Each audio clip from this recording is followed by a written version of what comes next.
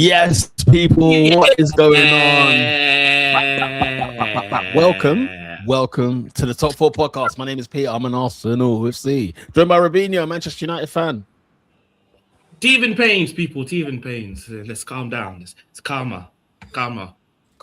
Listen, I know all of you are believers, and so am I. But we move. I'm joined by Ernest, the Manchester United fan. This is going to be terrible, man. This is going to be long. Oh, my God. I see it already. And I'm joined by Lola as well, an Arsenal fan. Hello. That was a fun start to the weekend, wasn't it? Fun start indeed. The Premier League is back, people. We are deep. We are knee deep in it. And of course, live from Craven Cottage, where Fulham are taking on Chelsea. Anyone watching the game live? Yeah, I'm live and direct. Live and direct. And guess what, ladies and gentlemen? There has been a goal at Craven Cottage. Don't tell me. Wait, they have just kicked off. They have just kicked off, and there's been a goal at Craven Cottage. There's been a goal. Robin McNamara, tell us. Listen, that new number 9 at Chelsea, Mr. João Pedro, Fulham sleeping at the bed. I don't know what happened. Literally, as you said, as soon as I said that's live, I turn my eyes and I just see, Fulham just sleeping at the back. Hey, sleeping at the back. They make a false pass. Sleeping, yeah. Sleeping. Yeah. Remember, Peter? Remember what I said about Fulham? I'm concerned. And yeah, I picked them to be like maybe a Europa conference. You know what I mean?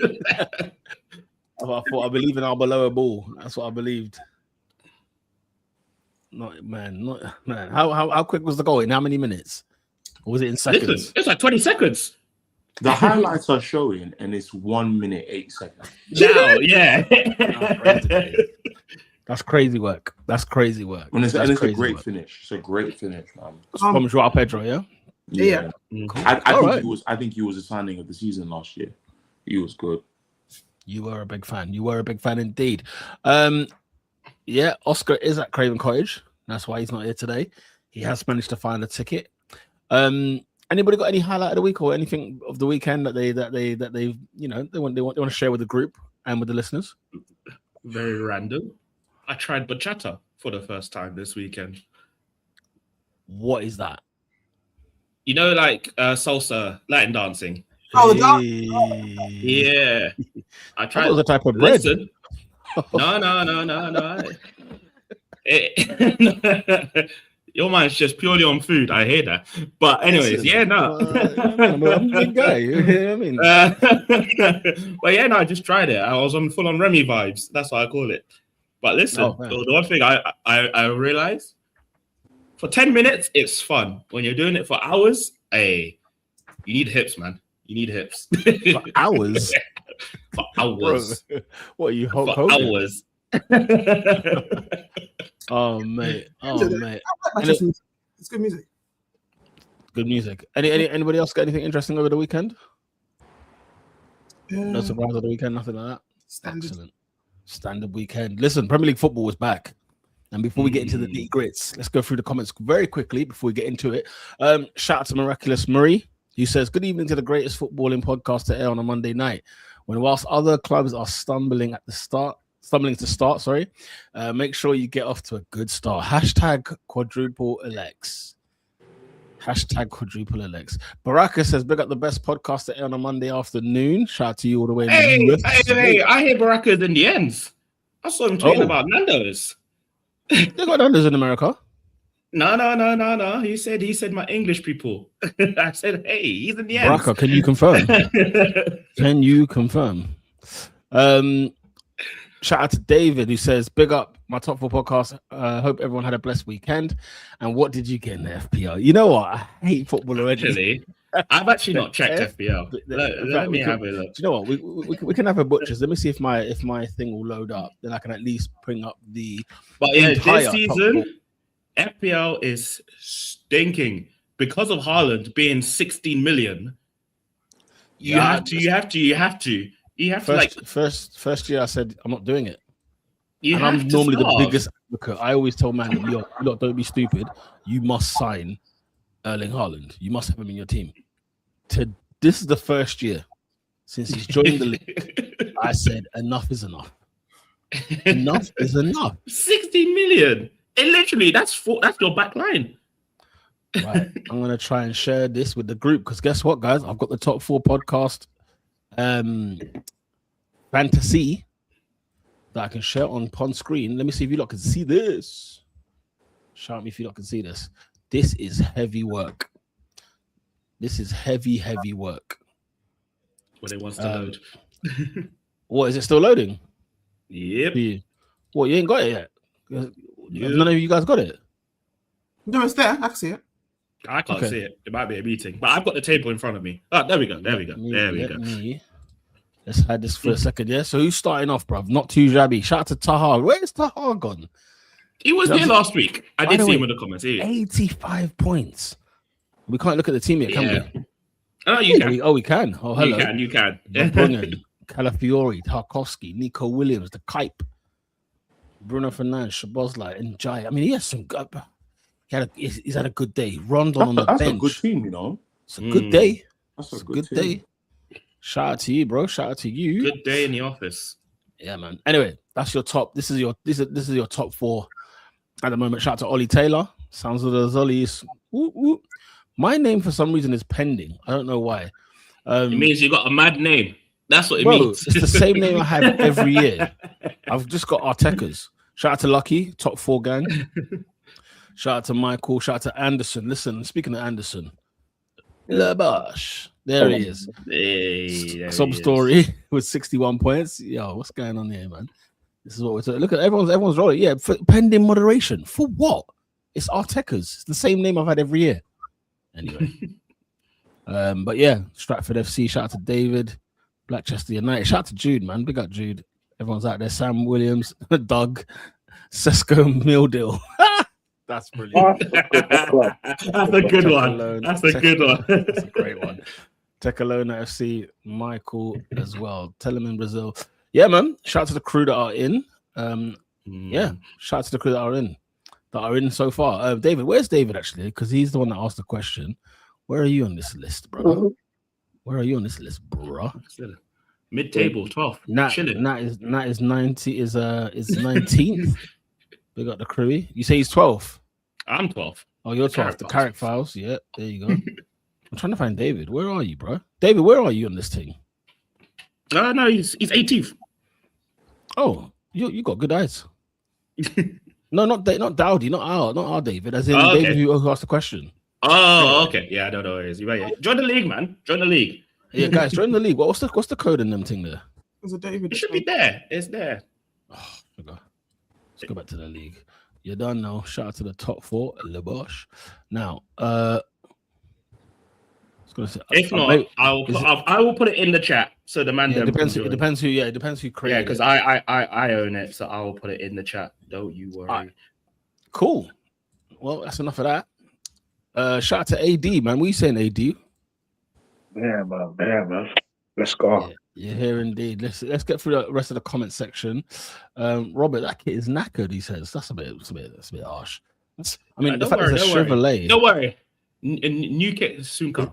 Is that Van Gaal? It's on its way.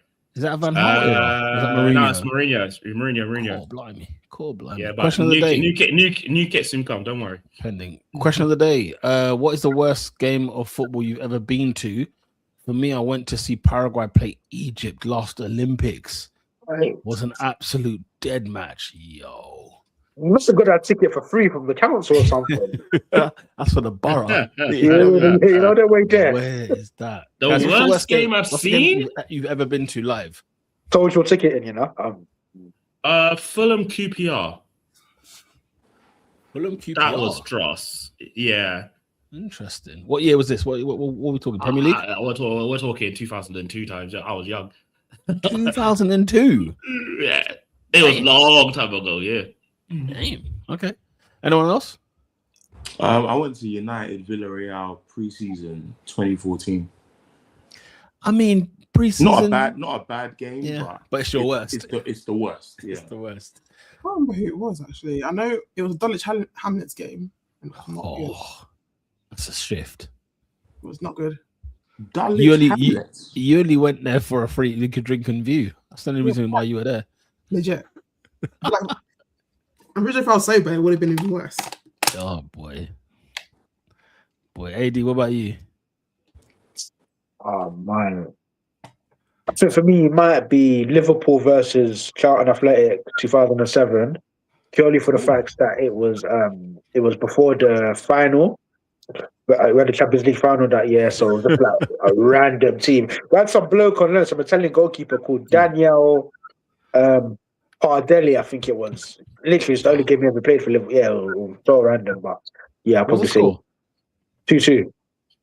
Desmond, wow. Yeah, I mean, he was electric that game. I remember he come off the bench and he was tearing it up. Yeah, man. I remember I met I've got a photo. I met Ian Bill that day as well. You met Ian Bill that day? Yeah, he's a Liverpool fan. Yeah. In Liverpool? Yeah. Wow. No, because luckily, I don't even know how, but we ended up in like not a box, but club level, I think club level equivalent, and we were floating about. Yeah. Oh, fair enough. God, I'm trying to think of the worst game I've been to. The worst game I've been to some dross games overseas, but because it's just overseas, the atmosphere made it up. If that makes sense. Because the way I'm reading, because there's the most painful game I've ever been to, which is one of the worst games I've ever been to. But then there's also the worst, as in dead. So I'm assuming he means dead because, by the way, Paraguay, Egypt is a lost cause. I'd probably say in the Olympics. So that's the under 23s. Them ones, yeah.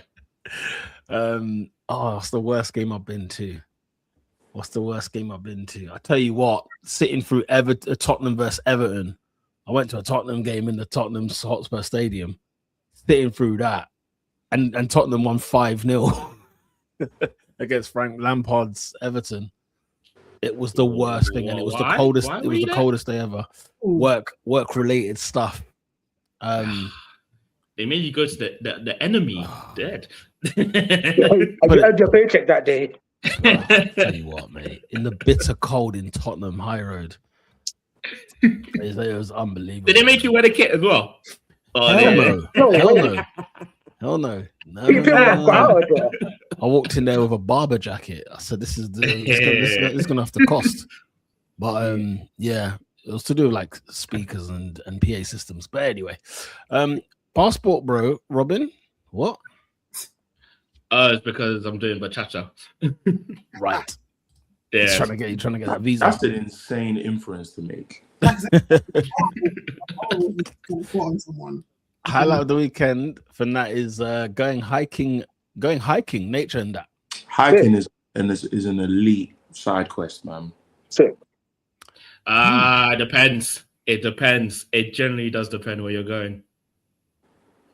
I feel like go somewhere with good air. It sounds basic, but like go Scotland or something. With good air. Oh, it's true. Do you know how dirty if you go on a hike when it's cloudy and rainy, it is not the one. It's mental. And then you're slipping off the rocks up there. And you know what's worse when you go with people that love hiking, like later is their life. Yeah. And it's just like, yeah, we can do it. Doesn't matter if it's a little range. You get up to the top, you can't see a thing. And it's just like, what? Why am I here? Yeah, hiking sounds cool. Yeah, go for it. Sanchez, was he not bold? Yeah, he was. Implants. What full head of hair? No. He had hair. He used to rock he shaved. He shaved regularly. It was like a Sebastian Veron. You know what I'm saying?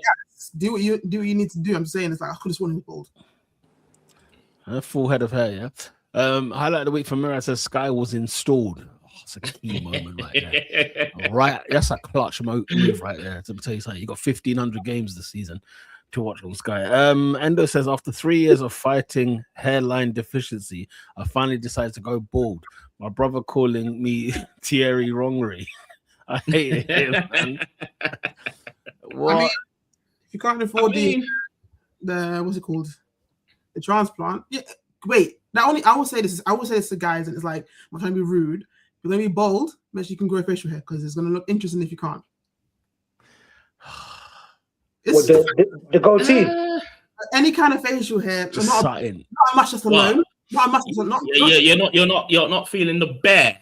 No, because I'm sorry, you got. Nah, but Lolo, you can't choose your genetics. Yeah. No, you know. No, true. I heard it. I'm not saying I must. Certain men are deficient on. No, this is what I'm saying. I'm like, Exhibit A. I'm like a boiled egg. You got a head of hair. Your hairline. There'll be a time. There'll be a time. You heard it. It's taking time, Bob. From the moment you're born, your hairline Race against time, bro. All I'm saying is, obviously, if you can't grow a beard, that's just life in it. She said, make sure you can grow facial hair like it's like it's just like a switch. Oh yeah. She wants us to keep the hairline. She wants us to keep the hairline, boy. I'm trying to do you a favor. A fact of the fact is, if you're gonna be bald and you haven't got facial hair, it looks a bit odd. So what we say? We just keep the hairline. We just keep it. No, I mean, firmly, you ain't got a choice. You can't afford it. But like, it's one of those ones where He's getting business calls. Pound. But you know what, Peter? Now that she says that, imagine Stone Cold Steve Austin without the goatee. It's ragged. It's ragged. Goldberg, it will look ridiculous. Yeah, it would. Because you said minoxidil. If you stop taking minoxidil, your hair stops. Yeah. Like it doesn't wait for you to like get back on it just stops growing. I'm realistic. Everyone I know who's bald has facial hair. I'm just saying it seems to be like a one or the other situation. Oh, you now that you mention it, you need to expand your horizons. There are people out there that are just pure skin. And that's it. No, but even so, they normally tend to wear caps though. Bro, certain man look like a smooth Ferrero Rocher. You know what I mean? A cream egg, boy. You know what I'm saying? Yeah. Healed.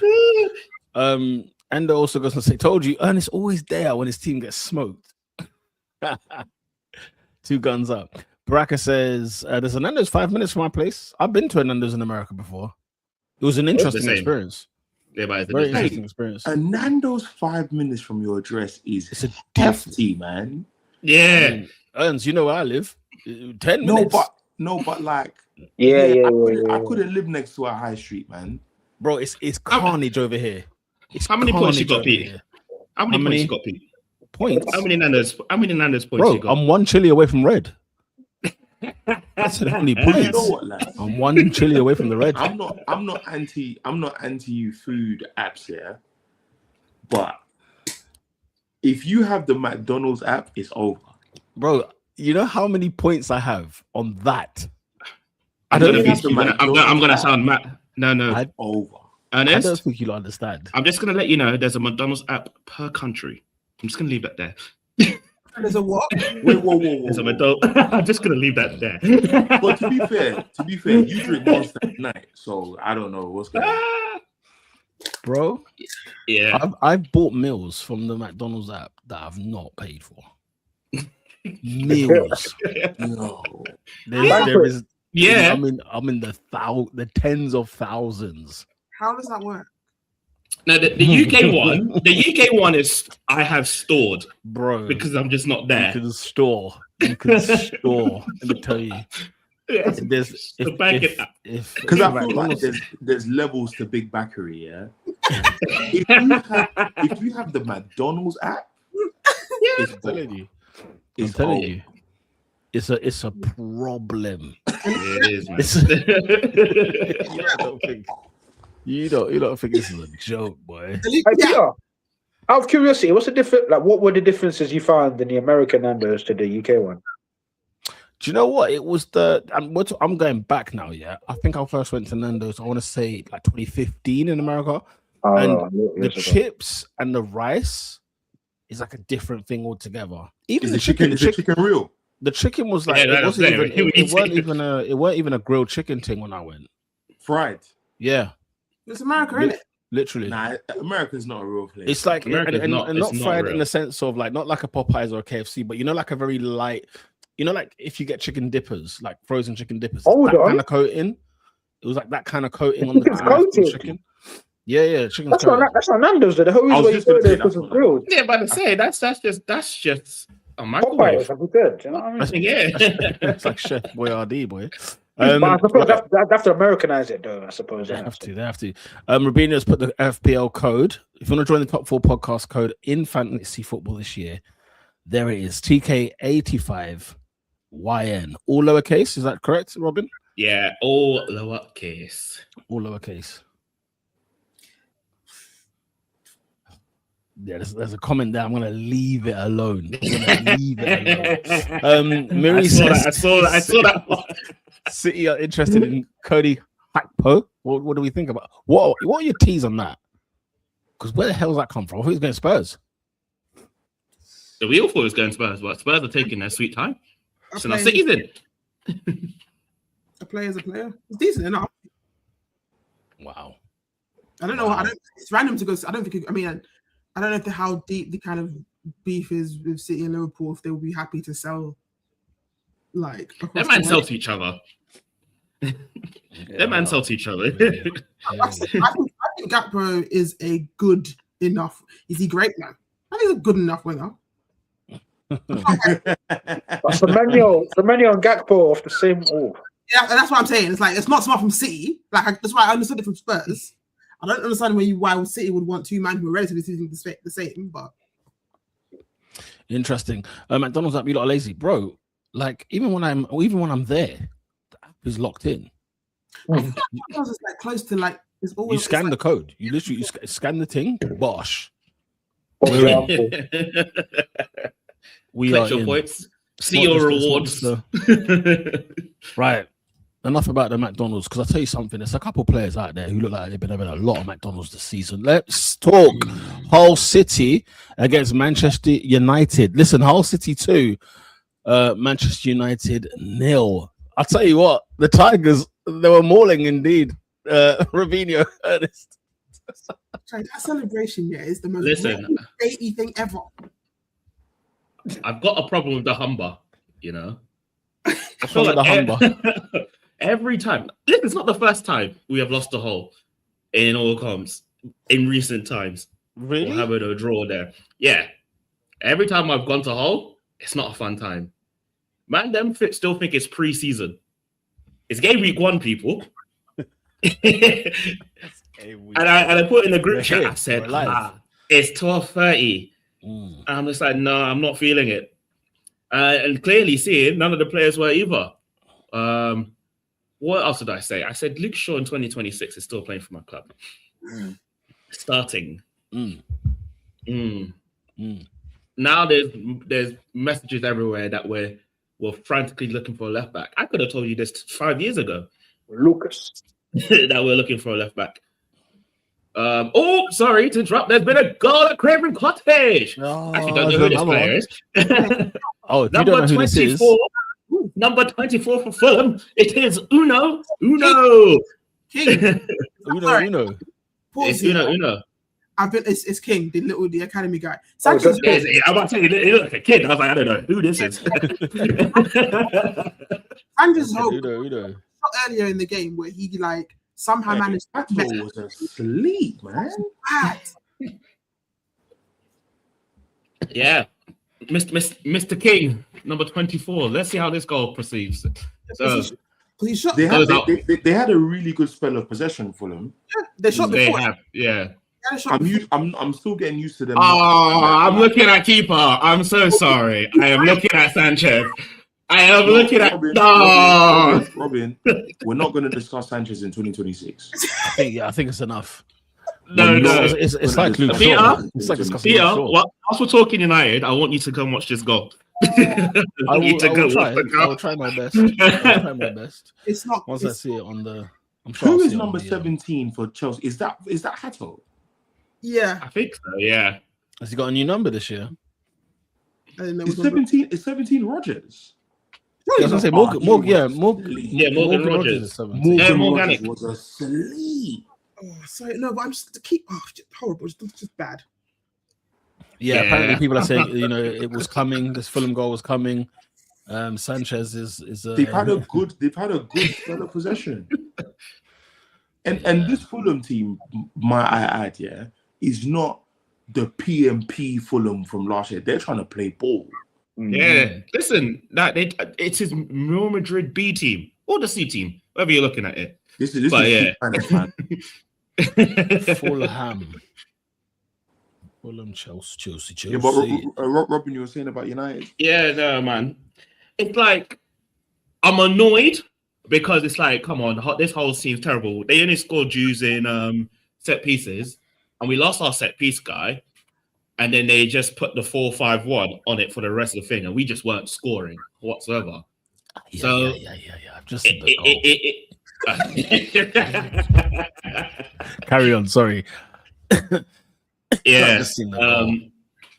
And it's just one of those frustrating ones where it's just like, right, I know if we had full team, Dorgu's not starting. Yes, thank you for the lovely goal at the Emirates, but it's I'm done now.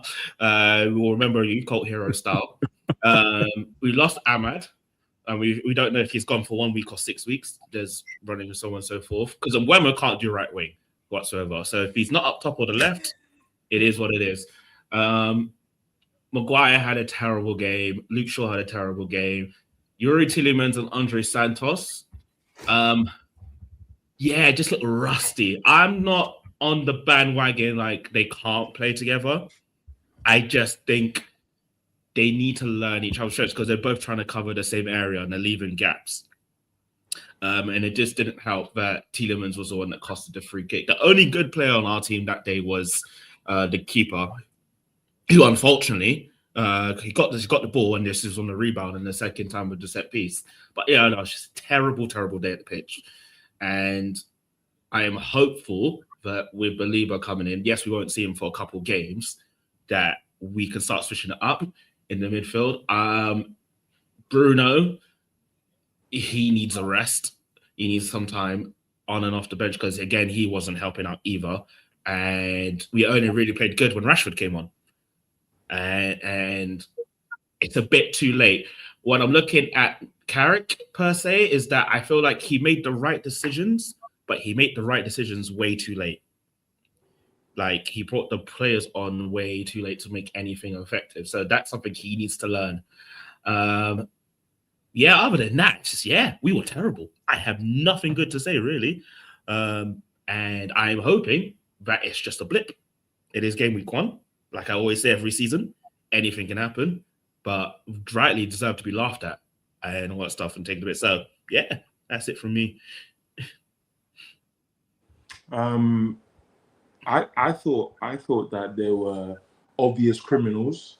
I think Carrick's setup in preseason was very different to what we did going into this game. Mbeumo played up top, and Xerxes was our 10. And then we've gone to having Mbeumo right wing again. I said it all last season. Koné and Mbeumo did not impress me last season. They weren't amazing. They scored good goals and they did enough to get us like through a lot of games. But there's a lot of lack. There's a lot of like emphasis on Mavericks in our team as opposed to like some level of cohesion up top.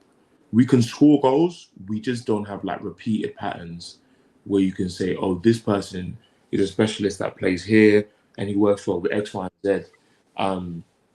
But I thought, I don't know if I put it in the group chat. I think I did. If we get any money for Bruno this summer, I'm taking it. I'm taking it. I've wanted him gone for years, and I just hate that I repeat myself. Adrian, what was a tweet I showed you? 2020. I've said some of the same things for 6 years. I'm tired of this guy. I'm tired of this guy, man. He stunk at the World Cup, stinks in the Prem again. Thrives in chaos.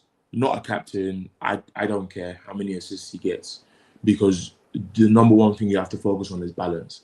And for years, me and Adrian used to debate, like, do Man United have captains? So we don't have a captain. We do not have a captain. And for me, when the situation requires calm, especially in a game you must win, and that's what your captain is doing, is terrible. Luke Shaw, the less said the better. I'll take him going on the 3-2-9 Any 3-4-3, any bus, anybody take him. I don't want to see him again. Maguire, I don't know why he's still here. And then you've got, who else was bad? Patrick Dorgu's a terrible football player. Oh, I don't think there's any redeemable, repeated attributes you can say he's good at this every game. He's terrible. He should never be playing left wing again. He is the worst type of AFCON because he's not good. Some AFCON guys, it's like there's tenacity that, like, his highlight reel on Saturday was probably worse than Florian Wirtz. He's bad. He is an absolutely horrible player to watch. And I think a lot of that game is on Michael Carrick. I don't think it's a reason to panic, but that performance cannot be repeated again. Rashford came on the pitch, and I cannot believe United fans were debating with me when I said Rashford is better than every attacker we have in our team. I cannot believe it was even close to a debate. But at the same time, I thought Santos was quality. I thought Andres Santos was absolute quality. They caught us slipping from our fullbacks because they can't protect crosses. Luke Shaw hasn't been able to clear a cross in 13 years of football at Man United. It's just lazy. It's so poor and lazy. He didn't even bother. Adrian, I don't even know. I think lazy is an offense to lazy people. He's so bad. He's so bad. Luke Shaw, if the ball goes into the right-hand quadrant outside the 18, the ball is going into the box. Guaranteed. He's so bad. That defending for that goal. I mean, he's bad. United are holding a line. He's so nowhere bad. Near the line. He's bad. And the thing is, I read today that they're saying they want to get a left back because they don't think Luke Shaw can play 3 games a week. And I'm like, that's not why you should get a left back. That's not the reason you should get a left back. Yeah, get a left back. Who's come up with that? Yeah, who came to that decision? Like I said, I don't think I've not read that personally. Who wrote that email? I have known since Saturday, since the L, that everyone's like, looking for a left back, and I was like, well, we should have sorted this out before. I don't know what adjectives to use for Luke Shaw. He every year you get more reminders of why Jose said it's his body, but it's my brain. He does not want to defend. He just wants to be part of the team. No, he's turned into like those English players we had like in the last 10 years. Who's like, oh, Phil Jones, Manchester United player, like this one, Manchester United. Like he's very happy to say he's had a career at United, but he doesn't want to put the work in. I thought Santos was quality. I think Tielemans was poor. Tielemans is 2 things. Is that I think when we were linked with Adam Wharton, I said I'll only take Adam Wharton if Bruno's out of the team. I'm getting to the point where I'm saying the same thing for Yuri Tielemans because I think you look at Villa, he had bodyguards. He had 4 bodyguards in his team. Your McGinns, Kamaras, Onana, and am I forgetting somebody else? Douglas Luiz, all them man there. So he has to have, at the very least, a Belieber and a Santos. I am not worried so far because I'm like, I think I want to wait 10 games into the season to give a verdict. But there were some positive signs. Listen, we were better than Hull. Hull came to play a game. You would argue they were better than us because they took their chances and such. But the majority of the game, we dominated possession. They sat deep.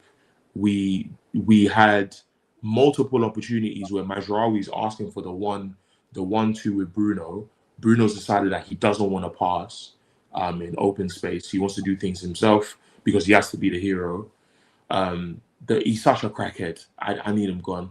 I don't care if he gets 50,000 assists. I don't care.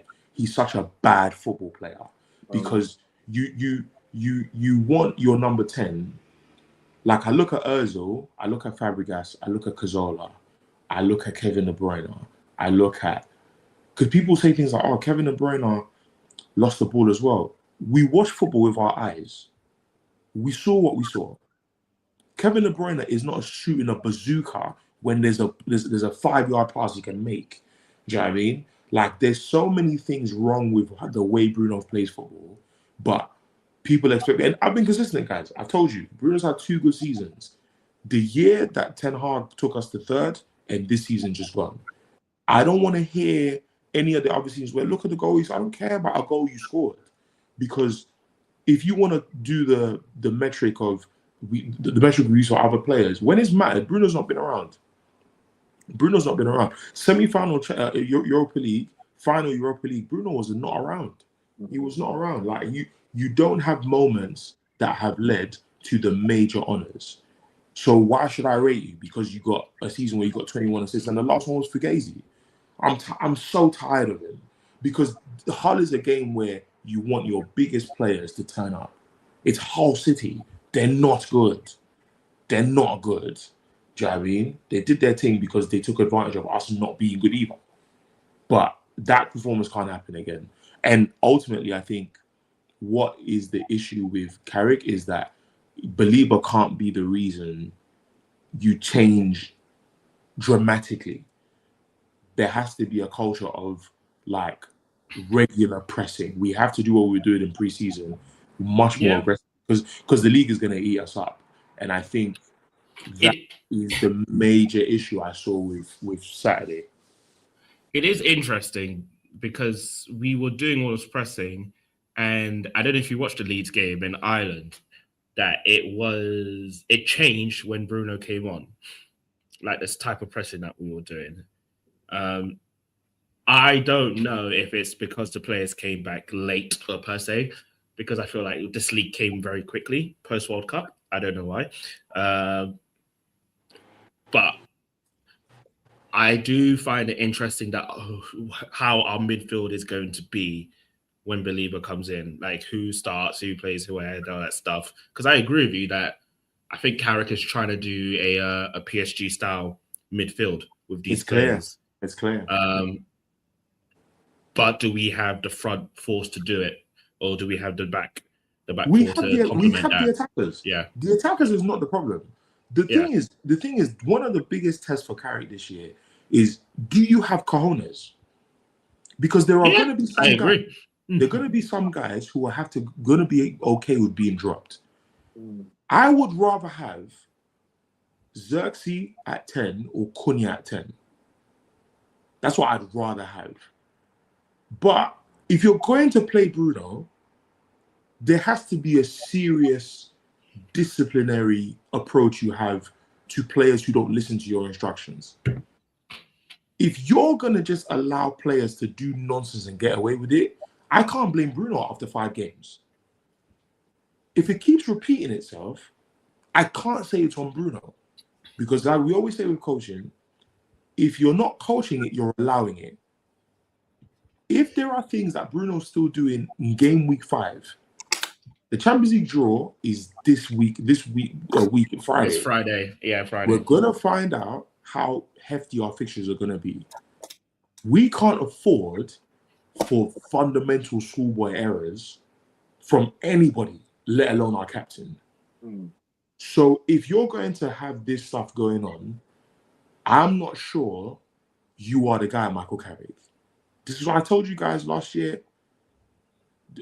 season. Carrick's interview is this season here. This is his interview. Last season, we wanted to know, can you coach? Because you came from Middlesbrough. Michael Carrick did his thing. Beat the top 6, was almost flawless in the league. But the asterisk is you played a half a season with no other competitions. No problem. Now, we haven't even kicked off to the first League Cup game. The first League Cup game hasn't even kicked off. You've lost to Hull. I'm going to allow you because it's game week 1. But that performance can't happen again. I think that's the thing. You mentioned that you weren't concerned as such, or necessarily worried. I think if Man United do have another performance like that in them between now and let's say the end of September, that's the time to get worried, because it's then a thing of, well, if lightning strikes twice, at some point you then become like, okay, this is routine. This could just be who we are. You're allowing it. And obviously the fact that you lot are going to be playing way more games than you did last season. I mean, you lot played 40 fixtures last season, which is 38 of those. Pete, sorry to cut you. Carrick didn't coach 40 fixtures. No, he came in January. January 18. It's like 18 to 20. Yeah, because his first game was against us, wasn't it? Or no, it was Man City then us. No, City then us. Yeah.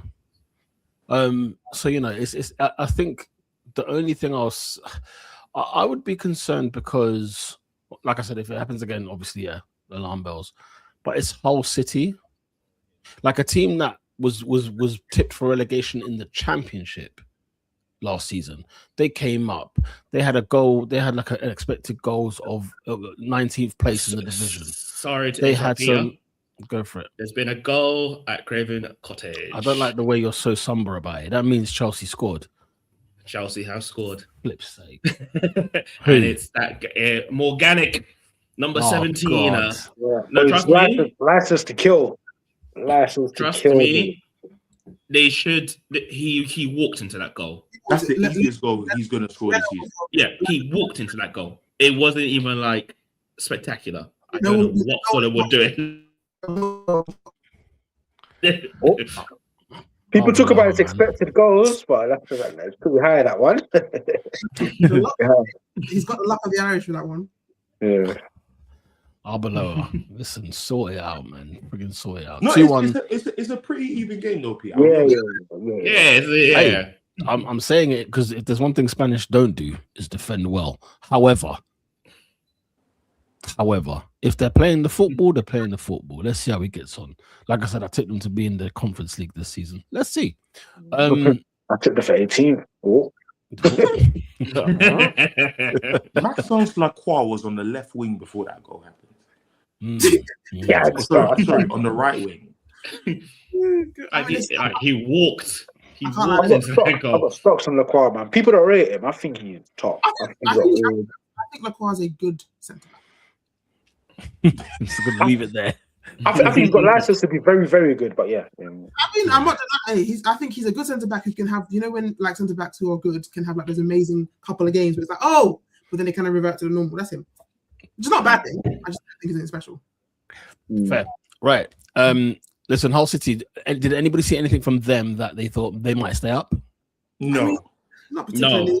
They were really good. They were strong. I guess they were good. Then they took their chance with the set pieces. It was very good set pieces. I'll give them that. Like it was like they knew what they were doing. Hey, Hayland, yeah. Look, that was fun. For the personal vibe of it all, it was fun. Do I see them do anything happening again? I will be shocked. I'll be shocked if anything, like if they stay up. Like, yeah. Look, a win's a win. It's the first game. It's the first game of the season for them. It's one of those ones that can happen. It's like this is their cup final, first game. They're at home. They kept a clean sheet. Because you know what's making it worse? Indeed. They get the clean sheet off, like subbing off of like two of their centre backs as well. So they rotated it. So hey Pete. All eyes on me. No, joy is I was trying to do because something dawned on me and I can't unsee it. So like obviously me and Robin are wearing United Adidas tops, and obviously his logo's on his, like you're mirroring your, like I'm seeing a mirror of you. I can read Manchester. Did you just did you pump your did you just do You're looking at my chest. Did you just do what I think you did? Fair enough.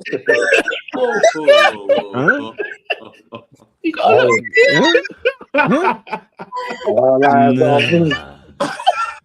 Nah. Okay. I'm not even going to continue with what I was going to say. On that note, I said Robin Kelly. What's going on? Whoa. Hey, a man turned the pod into Hijina. Hey, this is great. Oh my god! All right, we started the season like this. Ernest, you know what? That's what Liverpool are probably asking. How have we started the season like this? 2-2 at St James's Park against Newcastle United. AD, harem scarum. I just mentioned Hinge a minute ago, bro. Well, we're defending like it was Tinder. It was just open sexually. It was just a chasm. Just take me. You can't be doing that, man. You can't come into the season like that. It was absolutely egregious.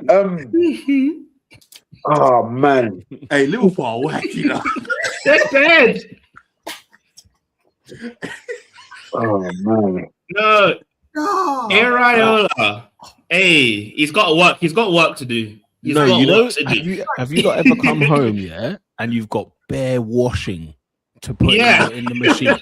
That's what that felt like to me. It was a big basket of a load.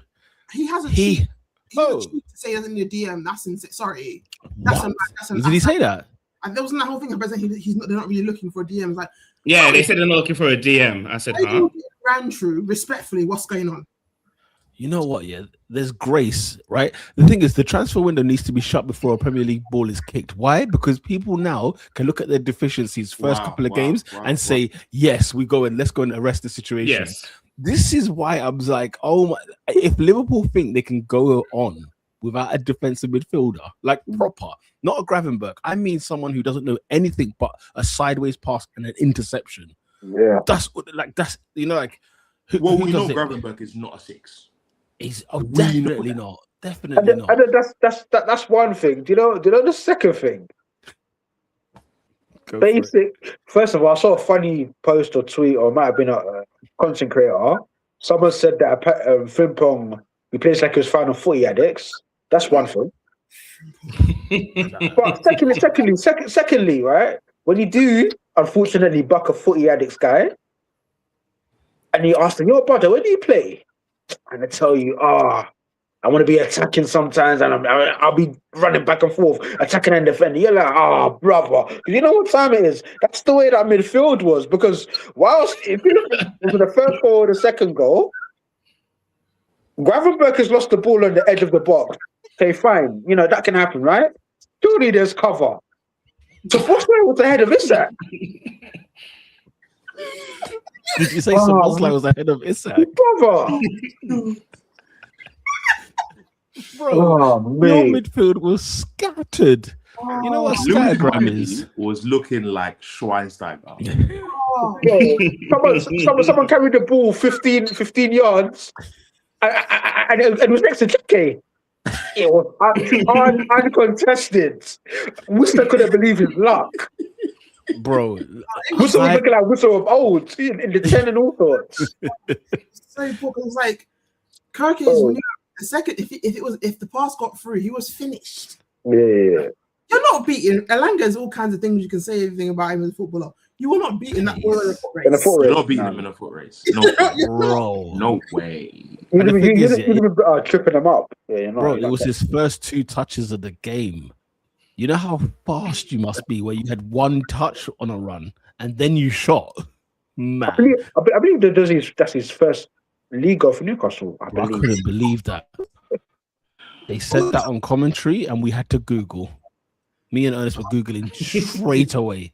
Because I know it's going against Barcelona, but yeah. And the thing is, like everybody's got their special move, all Elanga has is pace. Yeah. He's been in that position last season at least 10 times and missed. Short kick, Madueke. Madueke is a better footballer, way better. But in a straight line, in a counter, there's none like it. There's none like it. The thing is, but the thing is as well. Okay, we could talk about the pace of Elanga. We know it full well. As AD rightfully pointed out, Gravenberch loses the ball like at the D. Okay, that's fine. Opposite, yeah, that's one thing. I'm watching the goal now. Because it's half time, and I'm just looking at it. I want to know how high the high line was, because this is not. No, it's high. This isn't even high line anymore. No, can I bring this with you? Your defenders are basically midfielders, because that's not high line anymore. At that point, the line's not high enough, because if that lunacy is going to happen, Van Dijk and Jackie, you need to be behind Wissa and Osula. You need to. you need to literally be 1v1 with them. There's no point in dropping off at that point because there's no space for them to run into. You need to be aggressive in the back of them at that point. That's the only way. That's the only way that madness is going to work. You can't be all up on the field and then retract. It doesn't make no sense. And then retract. Doctor. Bro, we saw Van Dijk sideways. When he has that sideways leg back, it's over. It's Why? He's not going to attack the ball. He's gonna wait for the shot to use his ankle to try and deflect. And I'm like, brother, Elanga, or Sula Wissa, nobody's catching him. That pace is ferocious. Nobody. That is pure. Harvey Barnes as well on the other side. Oh. He's whack. Pace in it. Pace. It's not the same kind of pace. I think the pace is gone now. He's had a few. He's had a few knee injuries. His pace is gone. I think he's 30 next year as well. When did the time go? I like Barnes, but his pace reminds me of at this moment in time. His Joker's type of pace. It's like it's there, but it's not. Oh, I need a good kind of pace where you think it, but it's only in certain situations. I know you're saying it's not. It's not legit. It's not legit. Yeah, I hear it. Look at Alanga. Look at Asula. Free man, which really is that's AFCON right there. That's AFCON right there. Nah, man. The thing is, Heysel was trying a few cultured things yesterday. I said, yeah, man, this is the football Newcastle should be playing. And if you want to have AFCON up top, you can do that. Lewis Miley and Stir, the one Stir, it was good. Chilwell was good. He didn't necessarily do much, but I thought, the right back, is it Dedic? I don't even know what his name is. Yeah, he was all right. He looks all right, but I feel like he looks all right, but I feel like there's more to actually come from, because I'll be honest with you, I have no clue who that bloke is. I have no clue who that geezer is, right? Because at some point with these Newcastle signings, I thought to myself, hang on a minute, am I in a football manager simulation where names are just popping out of the sky? But yeah, I think he's got there's one. That's how the league feels like this season. Yeah, Antonio Silva in the Premier League. Wow. That's a FIFA career mode legend. He's like Ruben Diaz, like 7 years after. In terms of when Portugal had, coming from. So imagine even Diamande's in Forest. Yeah, so imagine Diaz went to City, and now the equivalent has gone to Bournemouth. Yeah, Diamande has gone to Nottingham Forest. Wow. Yeah, I mean, like there's this one Newcastle fan I follow, but I always see his TikToks on my For You page, and every day he was ranting about another exit. The summer Newcastle have had has been hell on earth, and there was a post from him every day.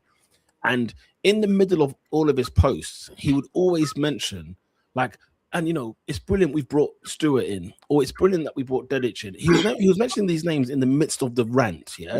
So in my head, I was like, okay, so Newcastle are recruiting. They are recruiting. They're actually putting stuff together, and he was like, it was sort of on the balance of, man, the players we brought in are so good. If we could use them as supplements with the team we had, Newcastle would be flying. That's the kind of way he was talking. So I was like, okay, I'm intrigued to see how this team, because I must admit, I didn't give Newcastle a prayer against Liverpool before kickoff. I was like, what's going on here? But then, you know what? The atmosphere, man, the whole Kevin Keegan of it all, the way that the stadium. I mean, I don't think I've ever seen anything like it for someone that's passed away. I don't think I've ever seen anything like this. It was intense. I feel like Newcastle are kind of passionate. A better way they've got a bit of a factory reset now. It's like they've lost the star guys or some of the bet one. It's like, okay, cool. We've got a new manager in, or coach, I don't know what his title was. And they've got a bunch of new kind of unknownish type players, and now the energy's up. They've kind of got they've got a point to prove now, because they're annoyed that everyone in the big six is kind of stealing their, even though they're getting paid good money for it, stealing their players. So now all that things like, I think they'll kind of go back to kind of being a bit more of like kind of Newcastle mid-table. Not even about them being not even about their position, just more about like trying to pretend like mentality. They're trying to pretend like they're like the biggest club. They're the next big thing. Yeah. I mean, obviously they might be. They still got money at the club. I'm saying. I think I'm filtering their fans. What their mentality was like, because they had the money, they just assumed they were automatically one of the big boys because they've got into Champions League a couple of times. It's like, no, you've got some money in, you can build and all that, but I think they try to fast track it too much and they got it's like there's too much establishment there for you to happen to just get guys in. And I still buy this all as well. This is what happens with Newcastle. But I've always been a big advocate of saying that Eddie Howe should have been gone. So now I'm kind of like, okay, let's see what happens to this new guy. The thing is, though, Newcastle's recruitment over the years, I wouldn't say like they tried to act like they were some big juggernaut. Because when you look at it, right, your Tonali's, your Isaks, your Bruno G's, G. The reaction to how what they think they should be. You know what I mean? Right. Okay. Yeah. Because I kind of felt like, if anything, I respected the way they done it because it was like the first, when the money first landed, they were buying like a Chris Woods. You know what I mean? They were building it, and then it was like, I think that's why I'm really gutted about it, because it's like they were actually looking like Chelsea got money and then they bought Robin. Do you know what I mean? Like they just went for the killer, Crespo, Makaleli. You think, whoa. But you need to see who the manager was and who the owner was at that time. And also, yeah, like it or not, and a lot of like same thing we said about Villa, whether they like it or not, timing is a factor because they can bring up Chelsea, they can bring up City, and it's not great when they did it. But the fact of the matter is, timing was on their side. When Chelsea did it, there was like the amount of like money and teams that were like big was less. When City did it, it was still less teams. Now you have got a good chunk of 6 teams that whether you like it or not, you have money, all that stuff, they're in front of you. It's bigger. It is what it is. It sucks. The timing is poor for you. But it is. Yeah, I hope Newcastle do well. I like to see Isak do well because I like him. He comes across. I kind of just, I don't know. I watched his interviews and I thought, you know what, I like this guy. I want to see him do well. Everyone's obviously rubbed him when he was in Saudi, and they were like, you know, whatever. They just brought a Saudi guy, one of their guys, blah blah blah. And I'm thinking, brother, this guy looks like he's a bit clued up here. He won the Asian Champions League twice. He did what? He won the Asian Champions League twice. Fair play. This guy's, you know what I mean? I think when you lot were playing, do you remember when you lot were in the Europa League, Liverpool, and you lot were playing like Hoffenheim and teams like that? Right, he was knocking about, was he? Right? I think he was knocking about under Nagelsmann at Hoffenheim. Potentially. Like as a player. Because he's only like 38 or something, so potentially, yeah. But yeah, I mean, and Robin, how many watches have you got at the minute?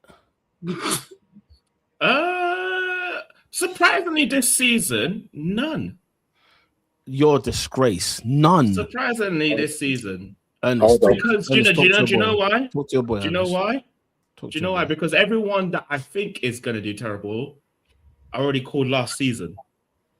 No, but you're saying you don't have any now. That's why I'm like. I think Robin means the watches are still. They're still there. This better be an aqua. Oh no! Like I said last season, I bought it last season. It's still there. Because AD, I wanted to move on to him, man. This guy, this brother, the German sensation. This has been. Hey, Robin, say your line. Say your line. Hey, Florian Wirtz, it's your warning shot. Hey, his chain is fake. It's so cool. Why has it gone so wrong? No. So wrong. No, the chain has rusted. It's oxidated. It's just peeling off. What is happening here? He was never the best number 10 in Germany. He was never good, the best number 10 in his own ends. But he was good though. He was good. The price tags people put for this justifying it last year, I bided my time. Let me wait. It's a stinker. Because I know a fake chain when I see it. You know what? When I see it, there were no VVSs, there were no stones. When you get the pen and the light doesn't show. That light is red. The light's not working all of a sudden. The light's not working. AD, talk to me here, because as a Liverpool man, right, and you know, I've watched your club recruit so well in the years, right? When you were like, you know, just before that, Brendan Rodgers time, just before that, just after that, you know, Klopp times, you lot recruited well. Yeah. How has it gone so wrong lately? I have to be honest, you see with Florian Wirtz, right? I'm astonished. Me too. Me too. I genuinely thought we'll get one of the best players on the planet, and it's just so many. It's almost to the point where there's so many conditions for this guy to work. At what point do you just wash your hands and say, what's the point? Because upon signing him for the money, it was a lot of money at the time, and I said, you know what? He needs to be at Coutinho's level, 2017, 2018. That's the level. He's not even been at Coutinho in his worst sorts of spells. And for me, what's been really, really concerning and alarming is people bang on about physicality. Look, he's 5'7". He's a slim 5'7" guy. He's never going to be monstrous, right? I actually think physically, like, it looks all right. Like there was a time where like he's Newcastle on the counter and he sprinted from one end of the pitch to the other in time, and he's got the ball away, and it's like, physically, I think he's actually been all right. The concern has been the technical stuff, man. Everything's too cute. He's not. The pass. Sometimes the passing accuracy and the types of passes he's actually making, it's not what's needed in that particular moment. And when you pay the premium, the reason why you pay that premium is because you need the guy to be able to execute on command. Now, know when it's time for this. I don't care if you're 23. You're gone. Yeah, know when it's the time. Like, some moments it's going to require this, some moments it's going to require that. You got to know when it is. You don't sign Florian Wirtz for a DM to unlock him. If you've got it or you don't. Yeah. Like, because it's easy to look good in a dead team. And that was my critique and my thing of Szoboszlai last year, right? And if you're of the quality... We will get onto him soon. And I don't know, if you're Wirtz, like I've watched Mesut Ozil, right? He's been the best player in good teams and in dead teams at Arsenal. Still the best player, right? Yeah. Wirtz has not given anybody anything. Yeah, because Peter, you see the Ozil comparison, right? Dare I say, physically, Wirtz, in my opinion, anyway, he showed himself to be built for it more than Ozil was. Like, showing himself to be more sort of physically up for it. He's not necessarily as timid. But bro, guess what? But to the point, guess what? We've not seen even 30% of the technical ability. At least with Ozil, when we used to criticize Ozil and he used to miss games with a back spasm or whatever, you say, but the quality, the vision, undeniable. The moments of magic, yeah, undeniable. So it's like, well, even though he's a bit of a wimp, unreal quality, and that's kind of what I expected with Wirtz. And it's kind of like, well, the quality is not even unbelievable. In fact, it's not even been good, to be honest. All in, it's not even been good. And he has very believable qualities. There's nothing about him unbelievable. Nothing about him. And let's go further. I mean, just to Ernest's point, you know how Ernest cusses Bruno and he says, I don't care if he gets 21 assists. I can't even say I don't care if Wirtz gets 20 assists. I can't say if Wirtz gets 8 assists. You know what I mean? Yeah, go on, say it. Yeah, no, because it's not just Wirtz. I mean, Isak, Alexander Isak come to the stage, because let me tell you something. Yeah.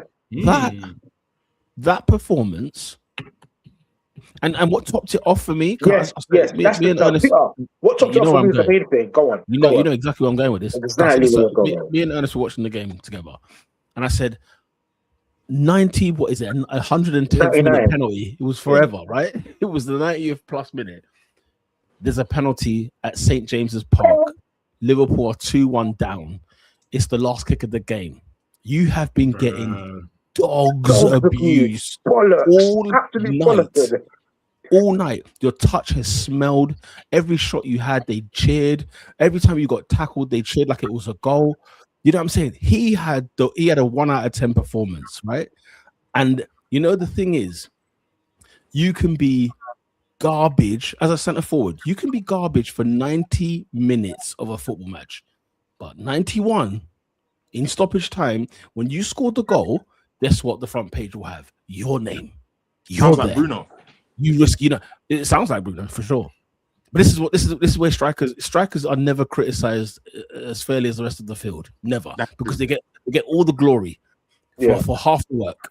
But don't get me wrong, Scoring goals is one of the hardest things in football. So it's some supporting work, isn't it? Apples and oranges. Yeah, apples and oranges. They're the CEO of the business. The man at the ground, they're busting their backsides. But at the end of the day, the CEO, they make the decisions that feed everybody. If the CEO has a bad week, the presentation in the group, bro, and take all the credit. Yeah, bro. You know them ones there. Think about when you go on a flight, the baggage claim, the checking in, the security.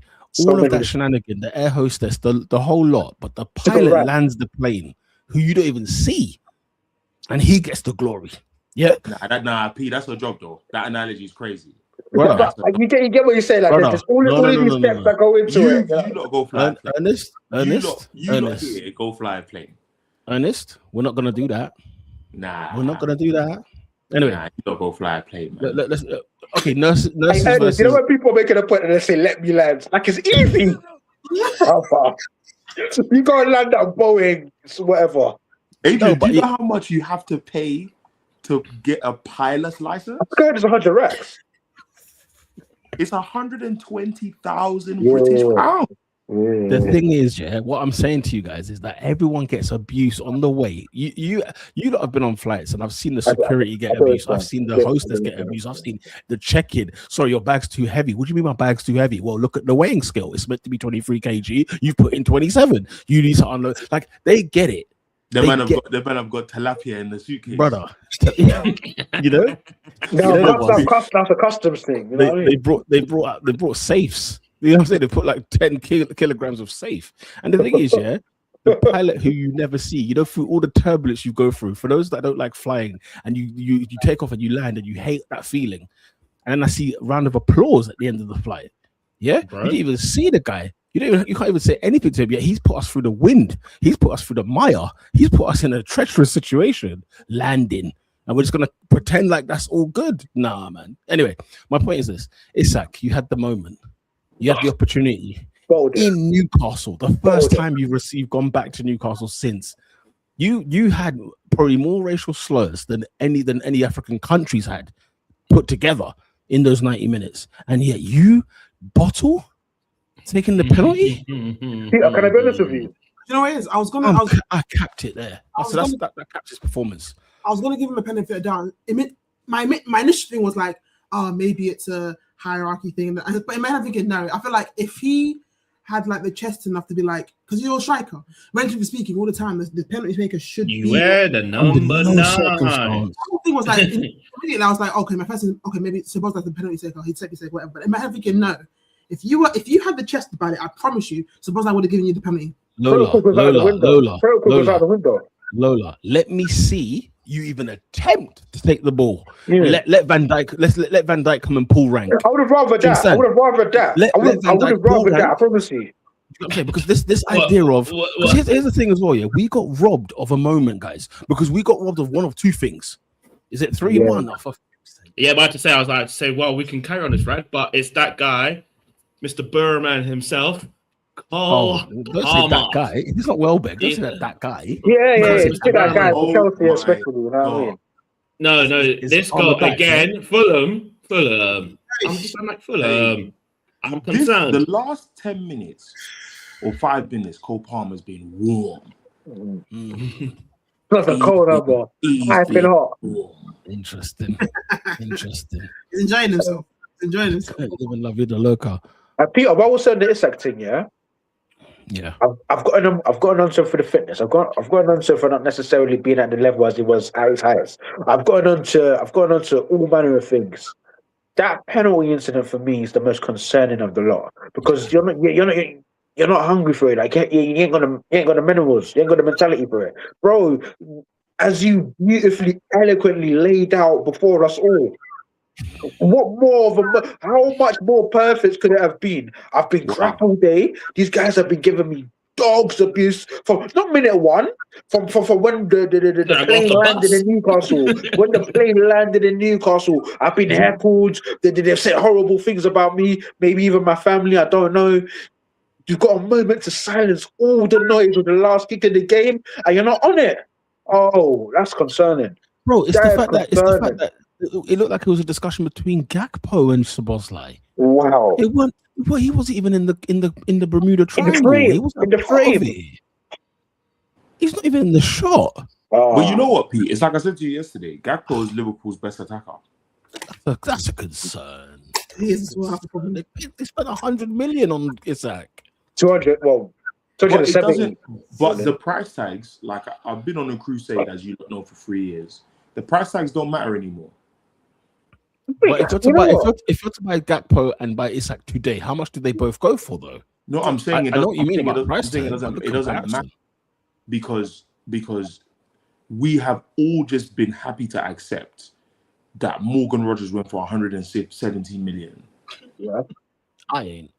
No. What I'm saying is, I've been more vocal about the 100 million guys than you lot have.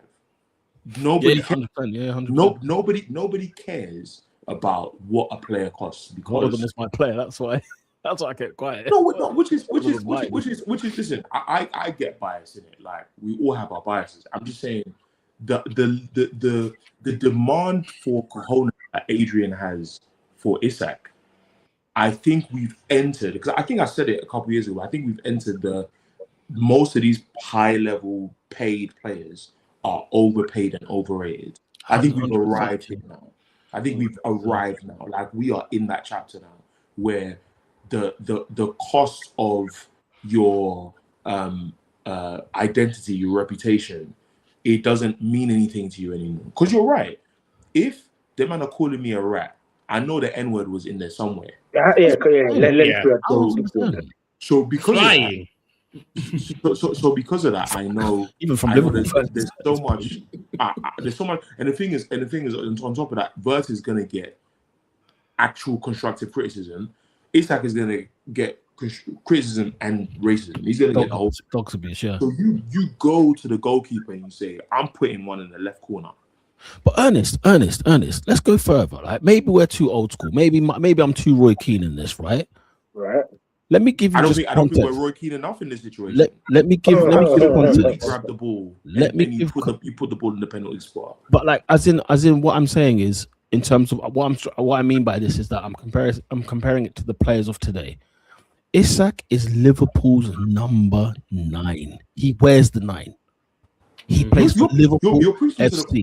The guy's first interview on LFC TV, the guy said, "What do you want to win?" Man leaned back like he was raging and said, "I want to win everything." You whispered it. Yeah. So when could have an aura in an interview. When it's the field of play, where are you? Field of play. Because it's not like he didn't want to take the penalty. It's not. Yeah, it was like the Yin Yang twins. The thing is, it's like if he was playing against Barcelona, Real Madrid at Camp Nou, at Bernabeu, you know what I mean? Like, and the butterflies are in the stomach, maybe. But then at least I still know you're not cut out for this. It's St. James's Park. 2-2, Robin. It's 3-2 at Craven Cottage. Oh, come on. Who's got the goal? Who's got the goal? Again, number 7, Gonzalo. Gonzalo who? That's his surname. It's a Spanish dog. The Real Madrid. Real Madrid dog. Is that Sanchez? No. His name is Gonzalo Garcia, no? Yeah. I just know it's Gonzalo. Yeah, Garcia. Number 7. He was scoring goals in the Club World Cup. Apparently, he's a really good finisher. Like apparently, like he was. Let me say this. I'm going to say this, and I have a blanket rule about this. You keepers who parry the ball straight in front of you, also you can all go. Yeah. In goalkeeper training, let me talk goalkeeper. First thing they teach you, bro. That's the first sin. Before you even put on your gloves. That's the first sin. You cannot. You know, people talk about near post. Near post is an overrated comment, by the way. Near post, getting beat at your near post is not magical, right? It's normal. The parrying to the penalty area is cardinal. Yeah, but you might as well never save the shot, you know. This is just more like to add to my point, because it's similar to the whole when I was like saying, when someone was saying how we should try. No, he's going to do 3 more things in this. Oh yeah, I know that, but I'm saying I'm more like a blanket thing, because it was a whole thing about how like people were saying put Melier as a number 2 over Kepa. I'm like, when I saw him do the exact same thing when you parry, I don't care about either one of them. This is not Melier's better. You keep parrying. Melier is better though. Let's they do the same thing. Anyway, any more on this? Because you're a disgrace. You're the Liverpool number 9. Do you know how big this football club is? You know, that's how I want to go back to Adrian, and because I wanted to ask, what is your club on in terms of signings? They want to be starting. I think they're looking at 2 attacking players, but you know what? And this might be. No. It's still needed. It's still needed. It is still needed, though. I promise you, it's in comparison to what you have in my opinion, your midfield and your fullbacks, both of them are mad. Yeah. No, but I do also think a more defensive. This is a bit more hope than expectation, but they must be working on something. They must be working on a defensively minded. Even Champions League is in a couple weeks, you know. Yeah. Let's take this, by the way, because I like Jacket, by the way. I don't know how I'm saying his name correctly. Sorry, he's not earned the French pronunciation. Not until you got to Yo, Kenny Jacket, mate, at the moment. All right, Kenny Jacket. I like proper wheeler and dealer down in the championship. In the docks, bruv. In the Liverpool docks, bruv. I like him because I know Arsenal were linked to him a couple last season or season before, so I kind of been sort of aware of him. But he's got that whole, because he's young and he's got a habit of like slide tackling and stuff. So I'm thinking your fullback needs to kind of be around there. And I'm like, your fullback is Frimpong, who someone put it on Twitter and made me laugh, who defends like an attacker and attacks like a defender. That's a madness you've got there on one side. And kind of, he's the definition of E. Every touch is E. He's crazy. He's an E-baller. E. He's a footy addict stone, bro. Because like in my head, I'm thinking you've got that in your defense. You've got obviously Van Dijk, but he's older. He's not as good as he used to be. That kind of vibe. You've got the new kid, and then you've got fullbacks who are useless, and then you've got no DM. So in my head, I'm thinking you want to risk that kid who loves a slide tackle to just continue to get run at. That seems insanity. Yeah, it's man, God. Yeah, Liverpool need to sort yourselves out, right? But you know, moving on. Quietly, I'm genuinely, and call me crazy, I'm really, I prefer Ferders on, man. Like, genuinely, like, although like I believe that the shortcomings, it's going to be addressed to a degree, and then I think going for like Munoz. They don't need to talk about him too much, but you know, I think that attack, I think will be really fun for good and bad reasons this season. But that attack, when it gets going, a bit of Barcola in there, yeah, man, I'm really confident, really confident. Get the Barcola one over the line because you might lose him. Bro, but you just see me walking outside Cricklewood bus station, bro, with an empty water bottle in my hands. Looking rewarded. Let's move things on because you know what? The champions normal service resumed. It looked like at the Emirati on Coventry Friday night. No, was you there? Was you at the Emirates? I was out. I watched it out with some friends. He was outside. Yeah, welcome back to the Prime Coventry, man. I tell you, Frank Lampard's Coventry got taught a lesson. Listen, guys, you've done well. You've tried, but I hold this. But you know what? Gameweek One. If there's any time to get a lesson like that, that's the time to get it. You know what I mean? That is time. It's a Friday night booze up. Bro, I'm watching Caleb Yarinci. He think I'm strong. I'm a strong boy, but there's levels to it when you get to the Premier League, man. Yeah. Balance of MLS. Coventry only came to the game to see like how far am I from this? Yeah. Let me gauge what's going on here. This is because for lack of a better phrase, even if it's all football and everyone wants to win a game regardless of where you are, this is as free of a hit as they're going to get. Yeah. No one on their mind was expecting, or anyone who had sense was expecting them to come to the Emirates and win. Exactly. Kind of like see what can work and what can't work. Let's get a couple jabs in. Let's see how painful this can be. It is, and then it was like, just to testify. I hate the term free hit, but this is literally if there ever was one. This is a free hit. And in fairness to them, right? Because there's free hits, but you can make it turn into a disaster if you get beat 5, 6, 7-0. Yeah. Oh yeah, Dennis. Oh my days, I'm even cut out for this level. Yeah. Yeah. Because then you've gone for seeing the difference to be like, oh my days, mate, we're just there for a holiday. In fairness to them, they held their own. But as David has put here, like he says that they wet the bed, it was mistake after mistake. The thing is, in the Championship, they were probably doing the same thing, and they were lord and master in that league, and they were able to do it. Nobody would punish them, this, that, and the other. Because even the way we scored our goals, I felt, oh my God, I felt like hard done by for Coventry, because that never happens. Like the way that those mistakes happen and led to goals like instantly, that never happens in football. It feels like it doesn't happen anyway. And yeah, Arsenal kind of shut down shop pretty quickly. And then, to the point where we're even scoring goals where we're miskicking them. It was that kind of night. Like everything was going in. You could hit it off your backside. It was going in. It was one of those nights, right? It was a feel good at the Emirates, man. Let me tell you something. The lights, the floodlights were on. The cannons were there. The pyro and everything. The fans, man, they were like, guys, it's time to collect the second one, get the second chip in a row, because from what I've seen this weekend, now I haven't watched the Chelsea game, but the fact they're 3-2 with Fulham. You know what I mean? I think that's enough for me to even like Arsenal lose the league if Arsenal shoot themselves.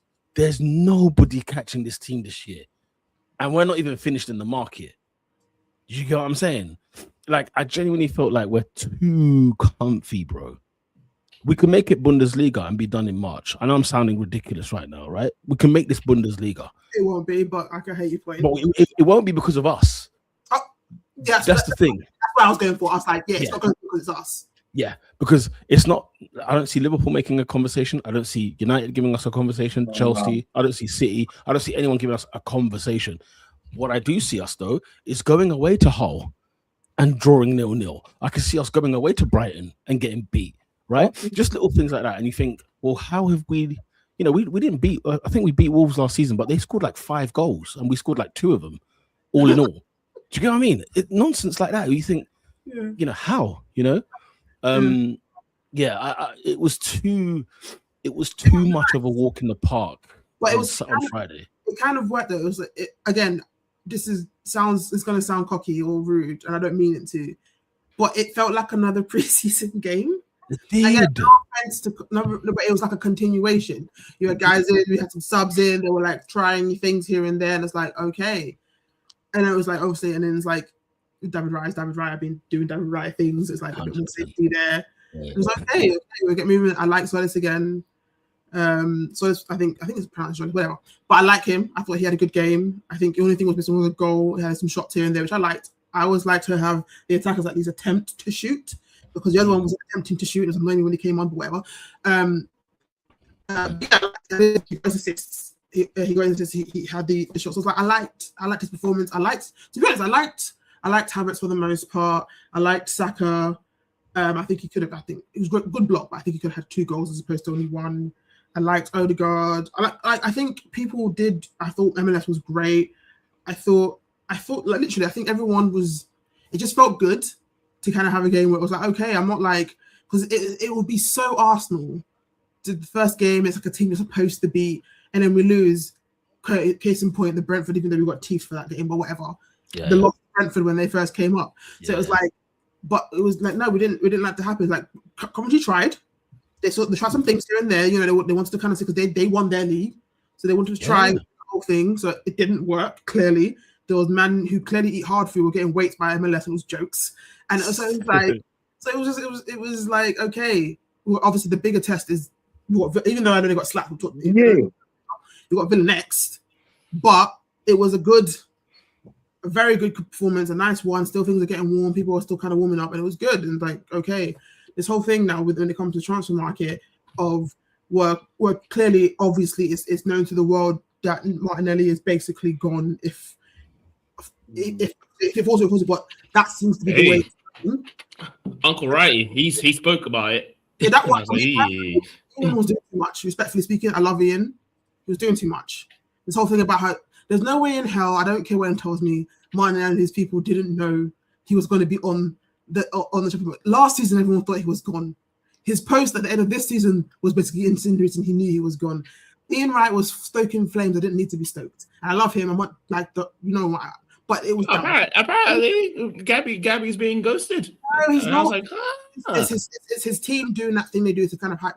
The fact of the matter is, there's no way that his team saw us go for Vinicius Jr., had a pot shot at Barcola, had this, that, and the third, and he didn't think that, I might not play. Like, let's be very serious here.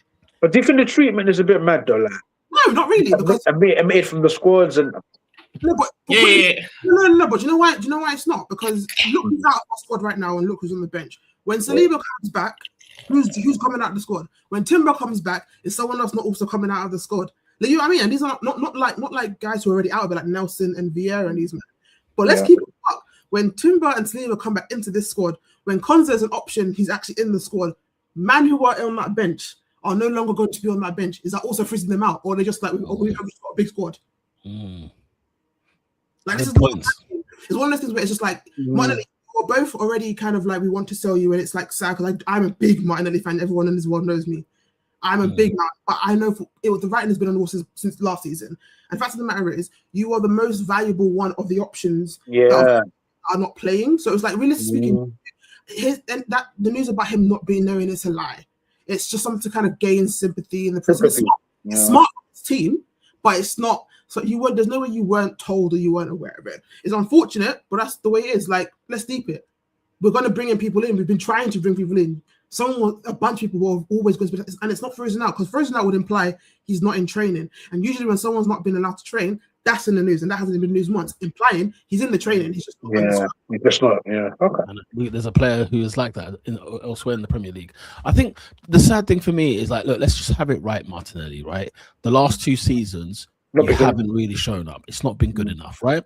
And that's we're sad because we, like yourself, Lola, when Martinelli joined Arsenal and he scored those goals in those Carabao Cups, I was in love with this guy. I said, that's my number 9, because he was playing as a number 9, if we remember, right? Yeah.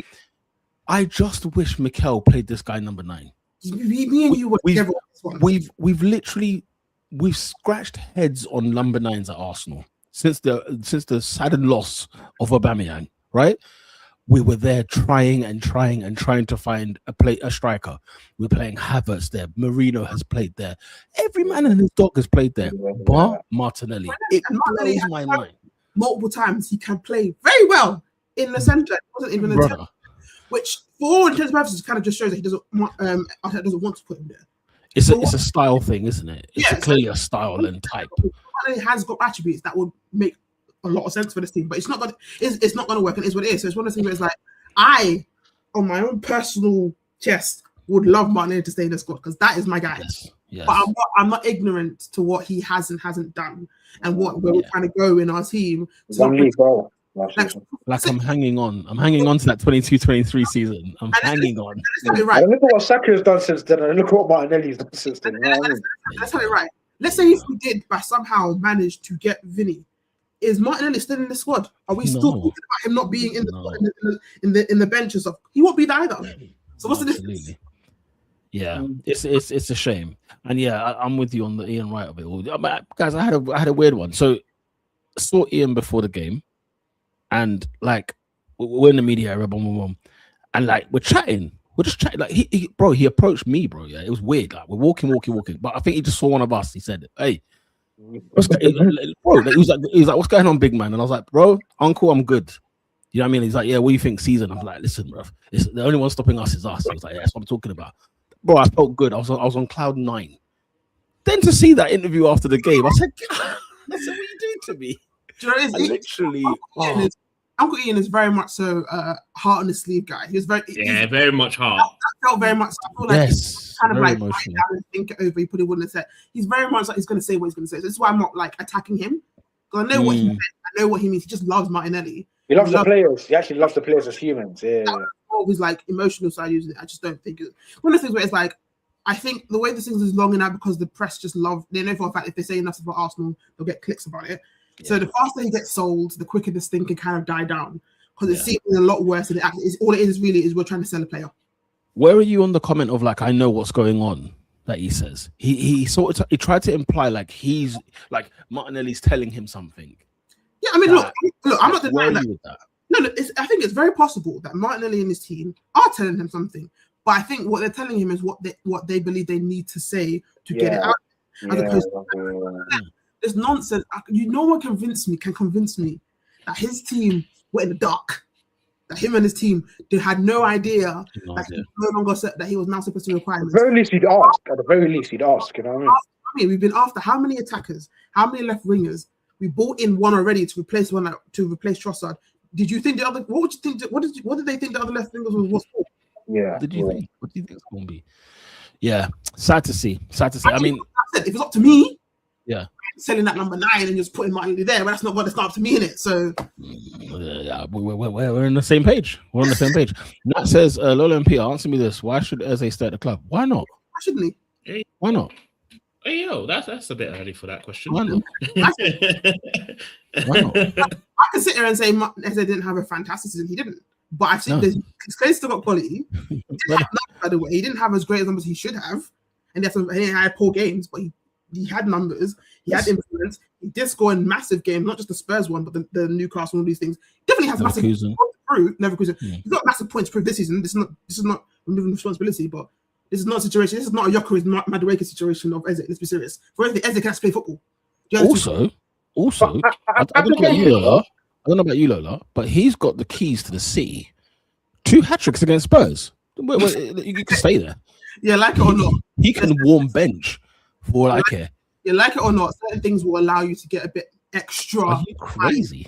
Because, like, if you're going to tell me about Eze, there's way many men in front of him that I'm chatting. He contributed to us winning the league. He contributed to us winning the league. Do you know what I mean? Pete. Did he not? I'm saying you're overselling it. Ernest, how many points did Arsenal win the league by? You're overselling it, man. How many points did we win the league by? And how many games did he win for us? I'll tell you right now. He won more games for us in points. He won more points for us than what the gap was between City and us. Okay. Yeah. Like I said, I personally don't put it on anyone. Like I said, Eze is not the person I'm looking at and saying, why should he stay at the club? There's many man. Absolutely not. No, absolutely not. Agreed. He said he's been woeful. 2 assists in the Prem last season. Did that garbage starter penalty in the Champions League final. He was not good at certain points. I'm not denying that. But Eze is not the person you need to put your age towards. Like Gabriel is on the list way before it. You know what I mean? At minimum, I know for a fact Eze can play football. He was poor, but I know he can play football. I've seen it in my own eyes in last season. Like I said, he had a poor season, but in the season I saw him play football. I did not see Gyökeres play football. I did not see Jesus play football. I did not see Noni Madueke play football. We brought man back. Leave Block 9 out of this. Don't leave him out of this. I didn't. Leave 20 goals. Vieira and Nelson who have not played football. That's 5 men I've mentioned already who have not played, who cannot play football in the level of Eze can play football. So I'm not talking about him. Don't put Glock 9 in there, man. He got 20 goals last year. For himself, I don't care. Same way early has. We can't not care about it, dog. 20 goals. Adrian. I said this last week. He scored 60. He scored 60 in total. He scored 20 of them. I said this last week. If we're going to talk about the goals, talk about it in the league. Because if we're going to slap Martinelli in the league, don't do that. What was the league goals? What was the league goals? How many did Martinelli get all goals? Because from 1 to what? That's not the point. My point was the added extra. Gyökeres got how many goals in the league and how many goals did he get in total? He got six extra. How many did he get in the league? How many? I can't remember. How many did Gyökeres get in the league? 14 in the Prem, 20 all comps. That's okay. It's okay for the first season. It's a C. No. C minus. He is. Him, Saka are the main reasons you had an attack. Let's have it right. The thing is, do you know what I'm angry about this season and last season? Because Arsenal stunk.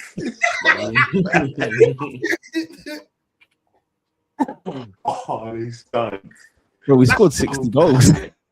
I'm not disparaging the goals that he had, but the same way you were just talking about how Eze won us certain points.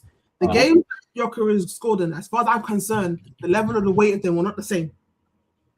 I mean, If we win 3-0, he scores 1. 3 points, don't. No, I'm not denying that. Again, you people won't hear me. Okay. Denying that, but the way we just talked about how Eze didn't have a great season, but Peter was talking about how he won a certain game. Everton away. Oh yeah. Penalty. I can't remember the game. But it was a penalty. We were awful. Look, we were awful. No. If it's one thing we can give him, it's penalty taking. Whenever I picture Jokic, I remember Leeds and a goal he scored against Spurs. Obviously he scored more in the season, and in Champions League, I'm just saying, there's no sense of like, Jokic did a mad thing against a team of like proper quality. Sure, and I think many people will blame Mikel because of the way of attack as opposed to Gyökeres himself. No, I feel like we don't play to the strengths as such. I think what people were doing is because it was his first season. It's why I did for a while last season, where because it was his first season, we wanted to find another reason as to why it was working, and it got to that point where you're like, "No, this is you." Yeah. There's only so much grace, and then you just go it. Guys, he's been in 1 year. He's only been in 1 year. The same way certain man in other clubs trying to sell off man after 1 year. The same thing I can see with him. He's not getting sold. I know that. Would you sell him? Yes. Would you? I will sell him in a heartbeat. But I come to terms that he's not going to be sold. So it's what it is. Who would you replace him with? Out of curiosity. It's more Vim. I don't like him or Noni as footballers. So I'd rather just sell them both. So it is what it is. I'm aware. Logically, so you'd rather Jesus and Havertz without Gyökeres? I'd rather get actual top level attackers. I don't know who. That's what to gauge your what's your type of striker. What would you like? I don't like how Gyökeres play football. I don't have nobody who plays football. They're here. I'm aware. They're not going to leave. Don't want to leave. It's what it is. We're stuck with it. But it was up to me. Both of them would have been gone. Listen, Lola, you'll be doing this in April. I did. I did last season. I didn't. I'm not going to do that. Well, not once. Never the first time. No. Leeds. What Leeds didn't move you? Come on. Leeds didn't move you. Well, it was a brace. Yeah, it wasn't about that. Remember the first one where we cut in and Firefight. I was hoping for the best because of Leeds. Like, prepare for the worst. I mean, I was like kickstarting the season. I was like, yes. And then he kept doing start trying to fight man and losing. He's not quick. He was wide. It's like, get my face, man. Anyway, let's see, man. Look, Kai Havertz is the starting striker, and guess what? He scored again. Okay, for all the criticism he gets, Kai Havertz scores again. That's another one. I put my one who's to rise as Odegaard, but Kai Havertz, you too as well. He was last year. He didn't kick a ball in anger.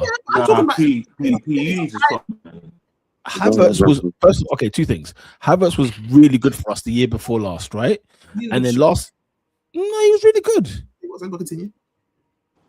Okay, when he got injured, we missed him greatly. Oh yeah, then, remember, he scored 4. He had 14 goals by the time he got injured. The Gyökeres numbers, by the way.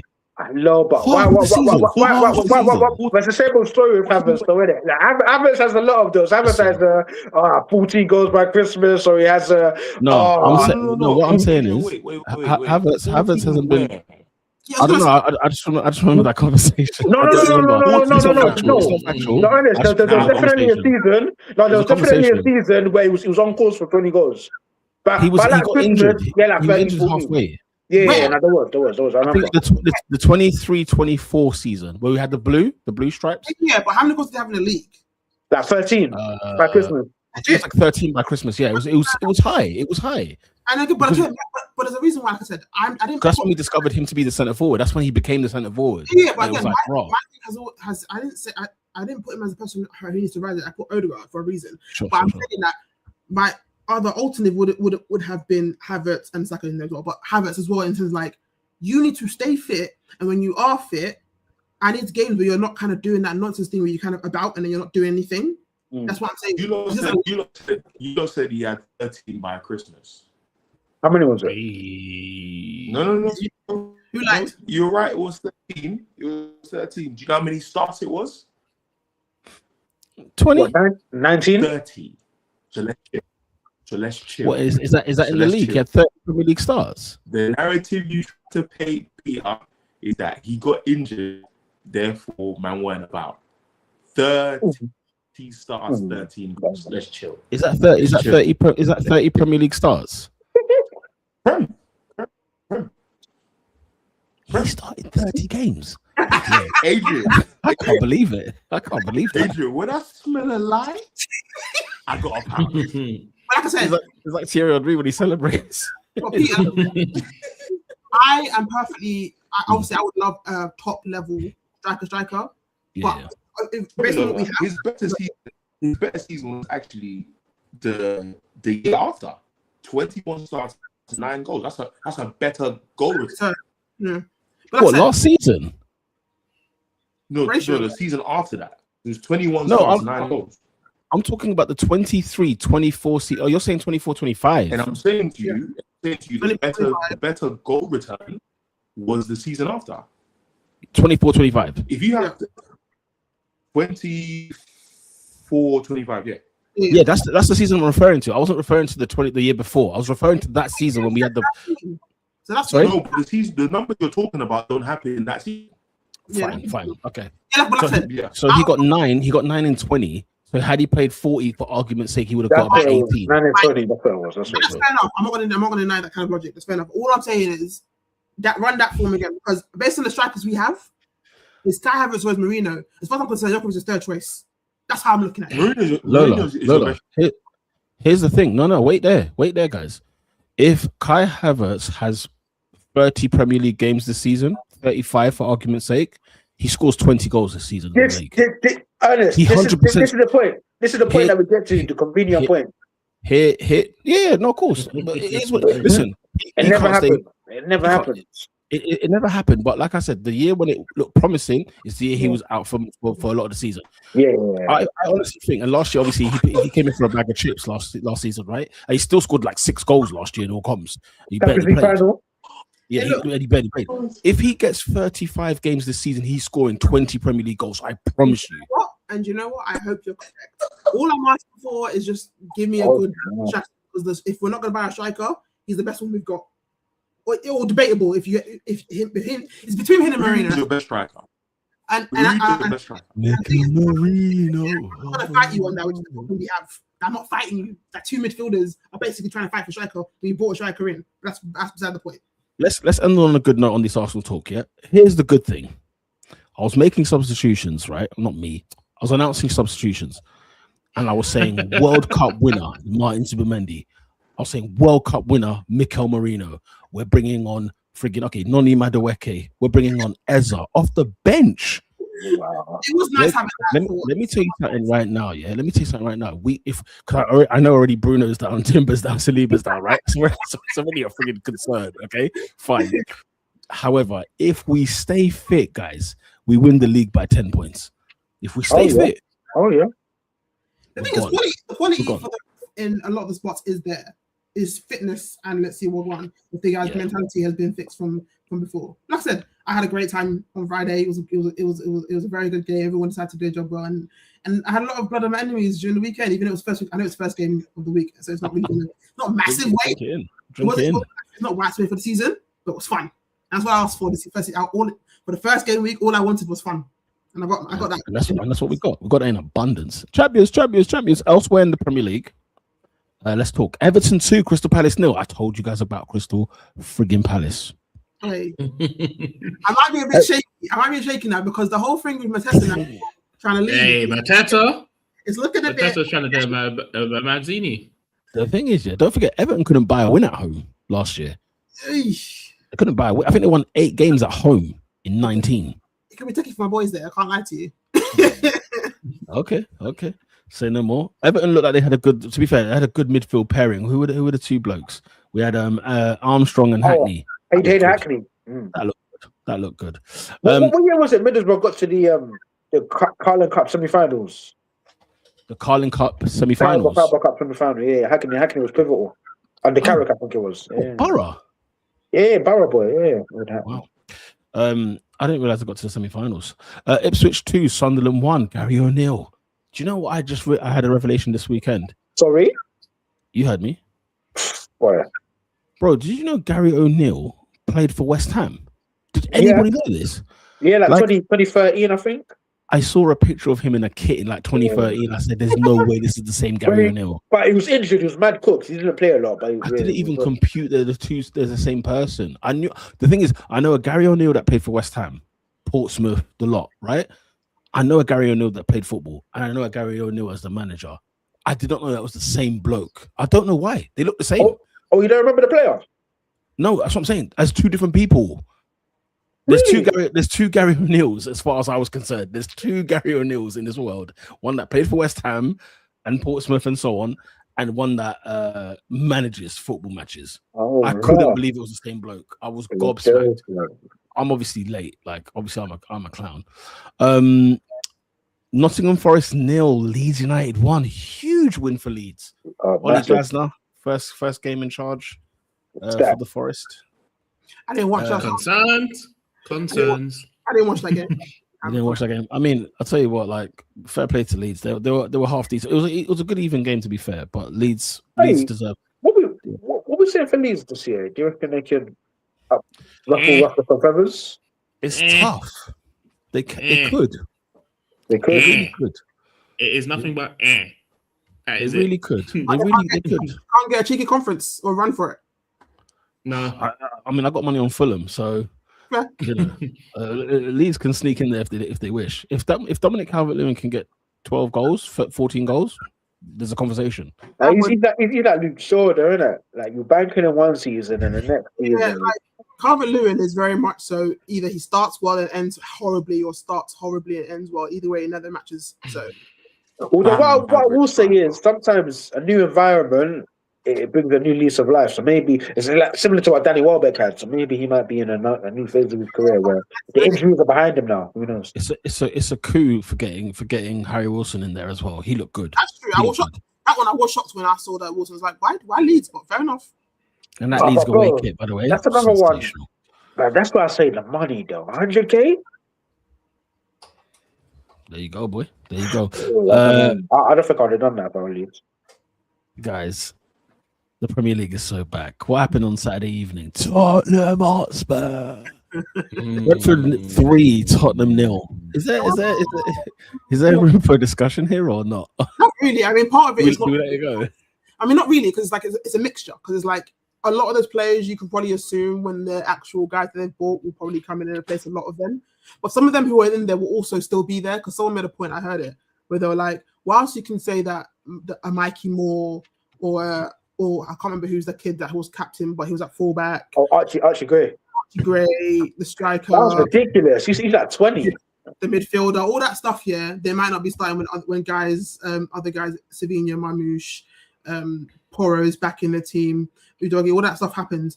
It looked different. But someone made a point about how you're banking on guys who to come back, like Maddison, like Kudus, like Kulusevski, like all the men I just mentioned. But you're also banking on them staying fit, and they never have. So whilst we can say that this is not the same team that probably be starting in a couple of games, it very well could be. Because that same sense, because Van der Ven has got injuries as well. So this pairing of Van and Senesi, it can also run it again. And we've always known that the Dutch guy, I keep forgetting Van Hecke, whatever his name is. Van Hecke. He's great on the ball, but he's not a defender. So yeah.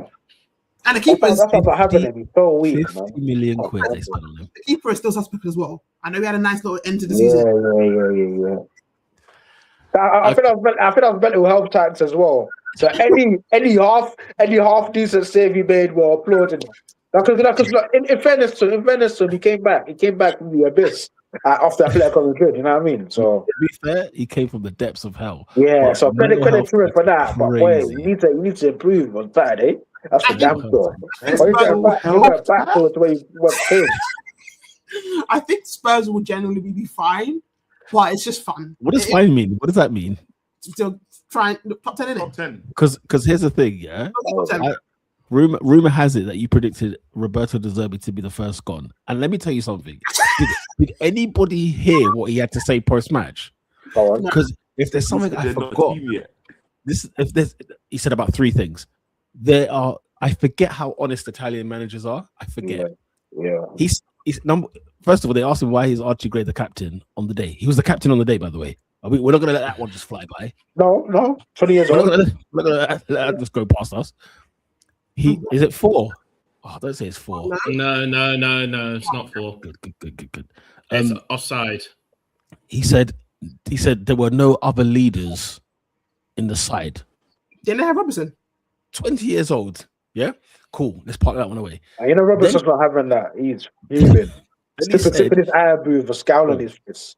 Then he said the players, the new signings are not fit enough. That's already a strike. There's a strike already. When did he get them? He got them at the start of the season. I saw Spanish in Arsenal's team. I saw Rashford and Zertman in United's team. No. He's not giving it as an excuse. Read between the lines. He's speaking. He's saying these guys are not fit for purpose. They can't do what I need them to do. They're not cutting the mustard. Yeah. Pay attention. They're not cutting the mustard. Then the third thing, as Ernest pointed out, they're not a team. We're not a team yet. It's hard. So much upheaval. Like, you're not going to be a team after one game. Oh dear. No. But oh dear. Just know, yeah. If he doesn't, pre-season games, they weren't even a little bit. They didn't look comfortable at all. But again, it's that thing of he's not saying, "Oh no, guys, give me time."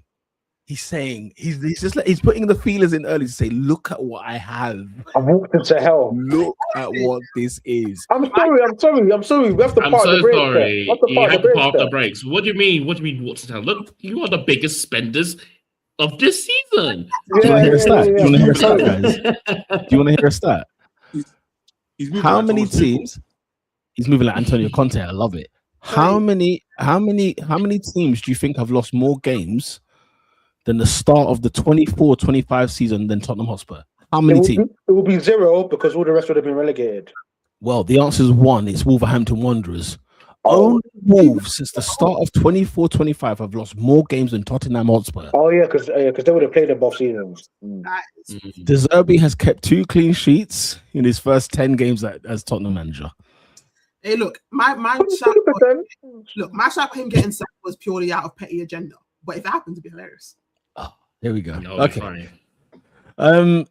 Brighton 4, Aston Villa 0. Oh. Unai. Yeah, we can't default past this one. We need to expect the car crash. Absolute carnage. Guys, there's a few things to unpack with Aston Villa. First of all, Fabian Hertzler and that hair transplant. There are questions I've heard. That I heard a rumor. I don't believe it, but that he wore a toupee all of last season. Oh, no, because I have to ask that because he had, as far as I'm aware, I wasn't paying attention to his hairline like that. But whenever I glance over, he had a full head of hair. So there's been a toupee or your hair. What's he transplanting? He's younger than me. He manages Brighton and Hove Albion. No, but the thing is, do you know why the transplanting angers me? Yeah, because angers you. Because it's like we had no reason to believe your hair was fake. None. It's like, you can't wear a toupee for the rest of your life, though. No, it's like today if somebody tells you Pedro Neto's wearing, right? That's it. No, what you're telling me that the hair on your head was never real. It's crazy work, Ernest. How to rock up to the Premier League? Normal geezer. He's just the only outstanding thing about him was that he's too young. Yeah. His next season he's come from Istanbul. Scandalous, man. Scandalous.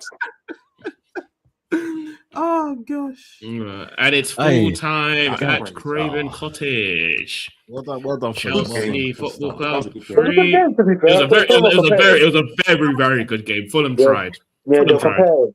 Guys, the Premier League is so bad. If they play like that all season, they'll be okay. It's so bad. It's so bad. They will get caught though because that highline is a madness. But they'll be fine. Yeah. Anyway. Villa. Yeah, Villa. Aston Villa. Unai Emery.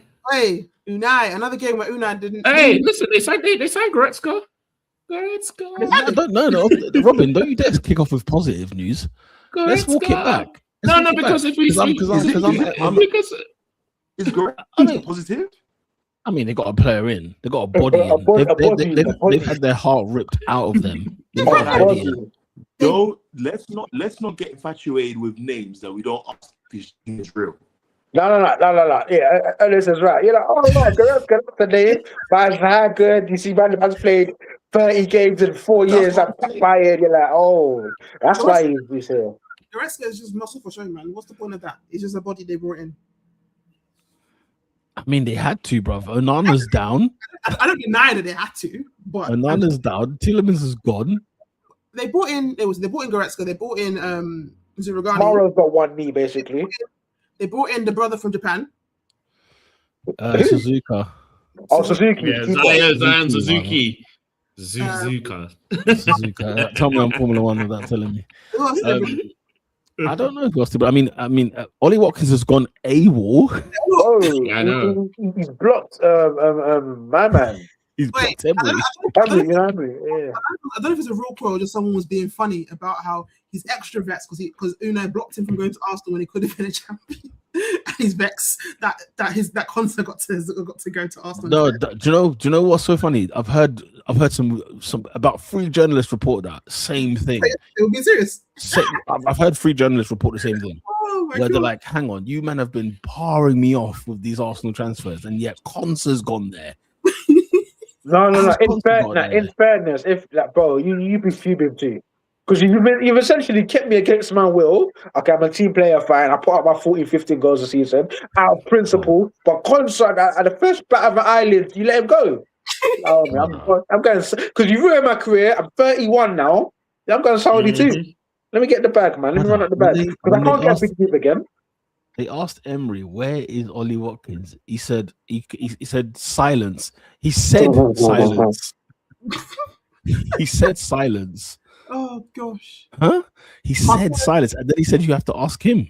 Is Martinez sold yet, or is he just not playing? Just not playing. Okay. What's his name? Bizot. What was the first name? Marco.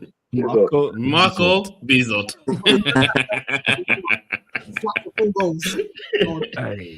And then I've heard today that Emery's considering walking. Have you seen that story? Legit. Huh?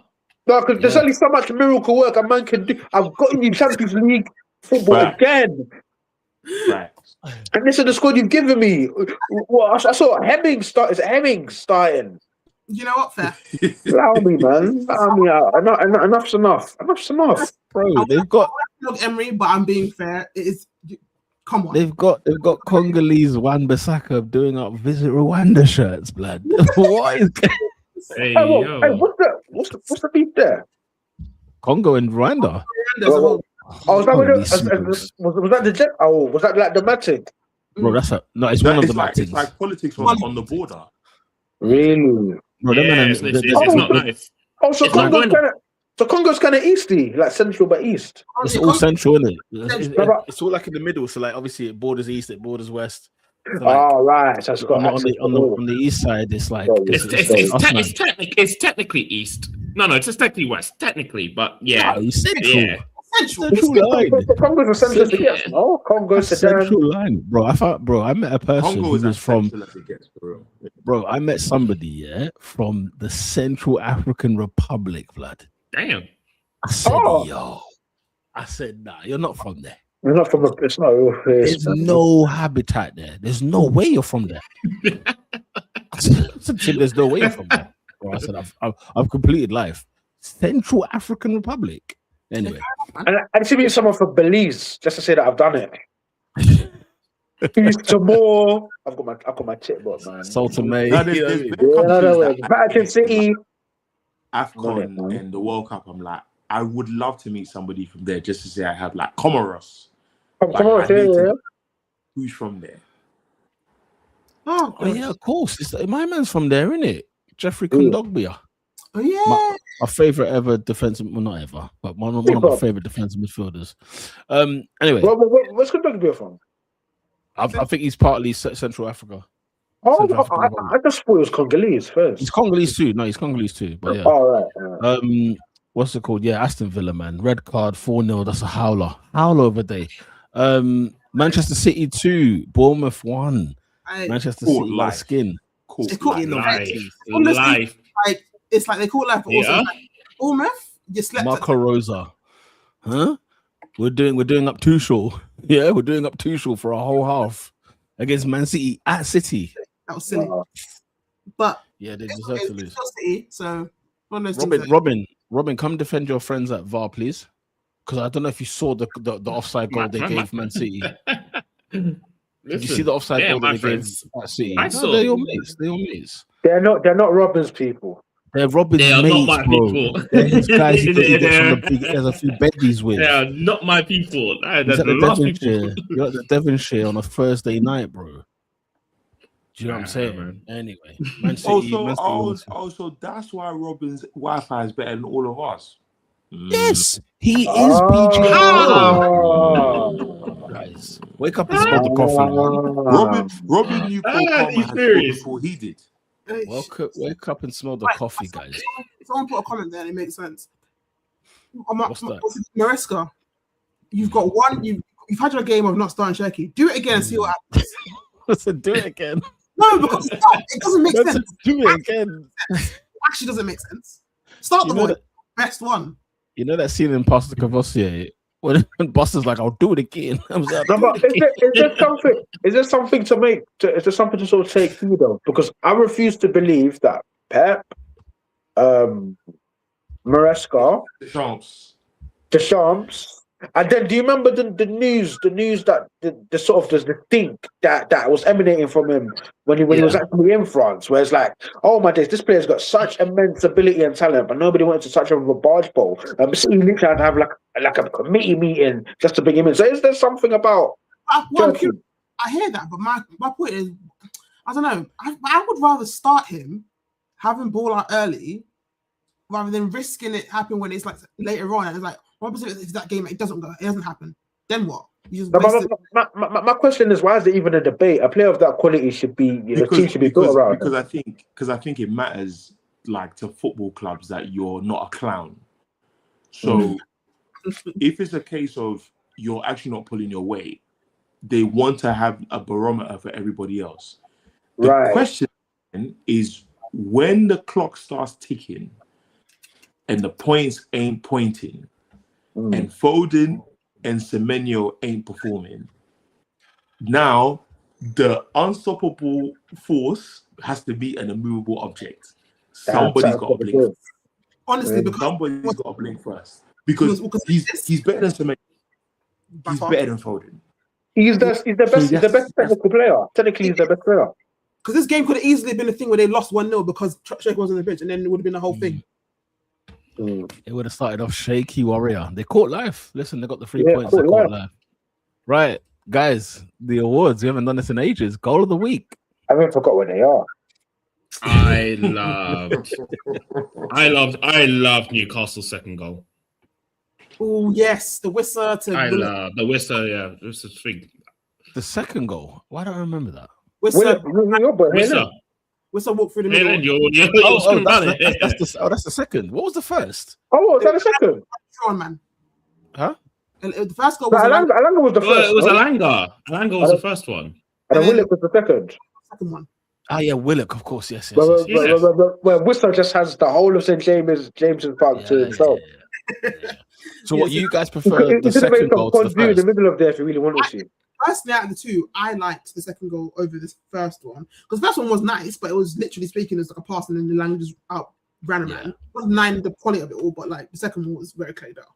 Yeah, it's a great finish from Willock. It's a great run from Wissa. Yeah. Wissa, the turn, of course, the turn on the defender. Lovely. Of course, lovely stuff. I will say very quickly, shout out to Buzz Light on the pen. Those are the pens that I love to see. Roofer than it. I liked Havertz's first. I like our first goal. I like the move of it. I thought Calafiore's turn and pass and Havertz's first time was a really good one. I'm not saying it's definitely the best one. I'm saying I just liked it. I'm trying to think of the goals of the weekend. That's why. Cody Gakpo. That was a great finish. That was nice. That was nice. That was a very good finish. Very good finish. Gakpo was a very good finish. He can shoot a ball, and I like that. It's like certain man who just like tepid, and it brings you to the Spurs game because they had. Bert's gonna do that. What's that little boy?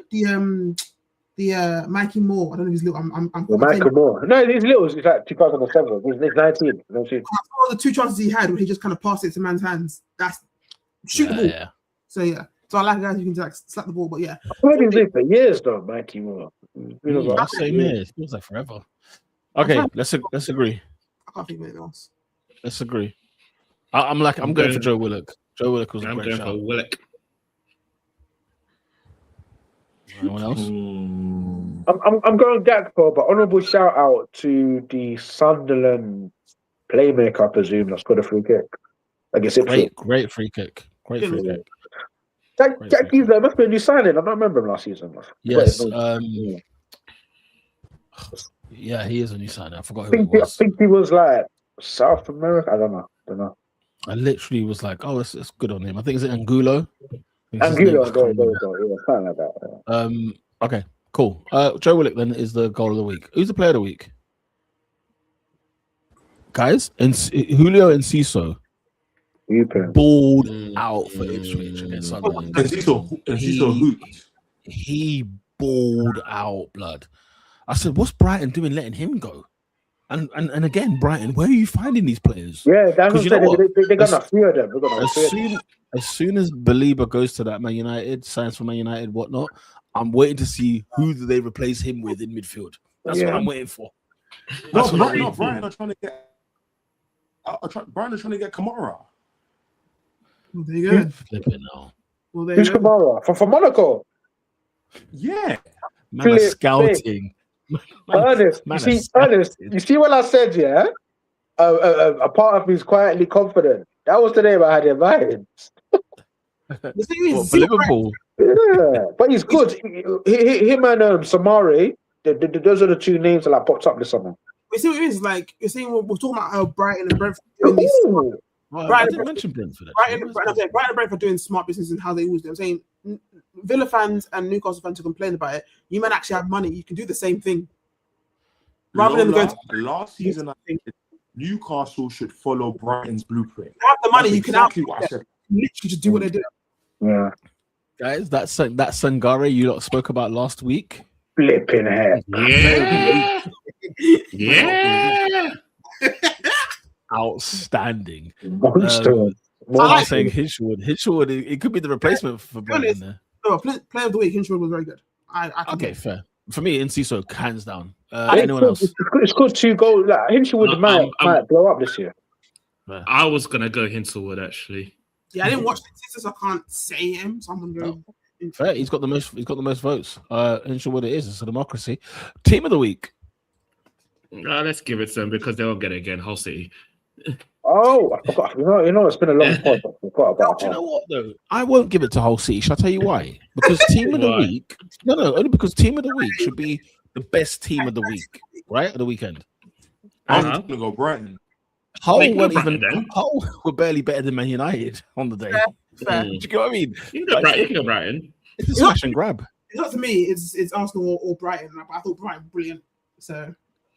Like the thing is, everybody watched Arsenal Friday night and said the league's done. No one even kicked the ball yet. No. Mm-mm. Okay, Robin, be real. Let's have a conversation. We can have a conversation. I'm gonna tell you what I tell you every year. You do not think anybody else is going to win the league this year? Peter, you had history last year when you said after 5 games it was done after Liverpool, and I said no. Wait. I was going to say the same thing. Wait. We went early on Liverpool last season. Let's wait. I said it before last week. I'm asking no, it's not over yet. I don't concede. You're telling me. Give him the name. Give me a name. I'm not giving you the name. I don't give you the name. I just said it's not done yet. That's what I do. You're joking. But the only reason why you ask me after one game, we've got 37.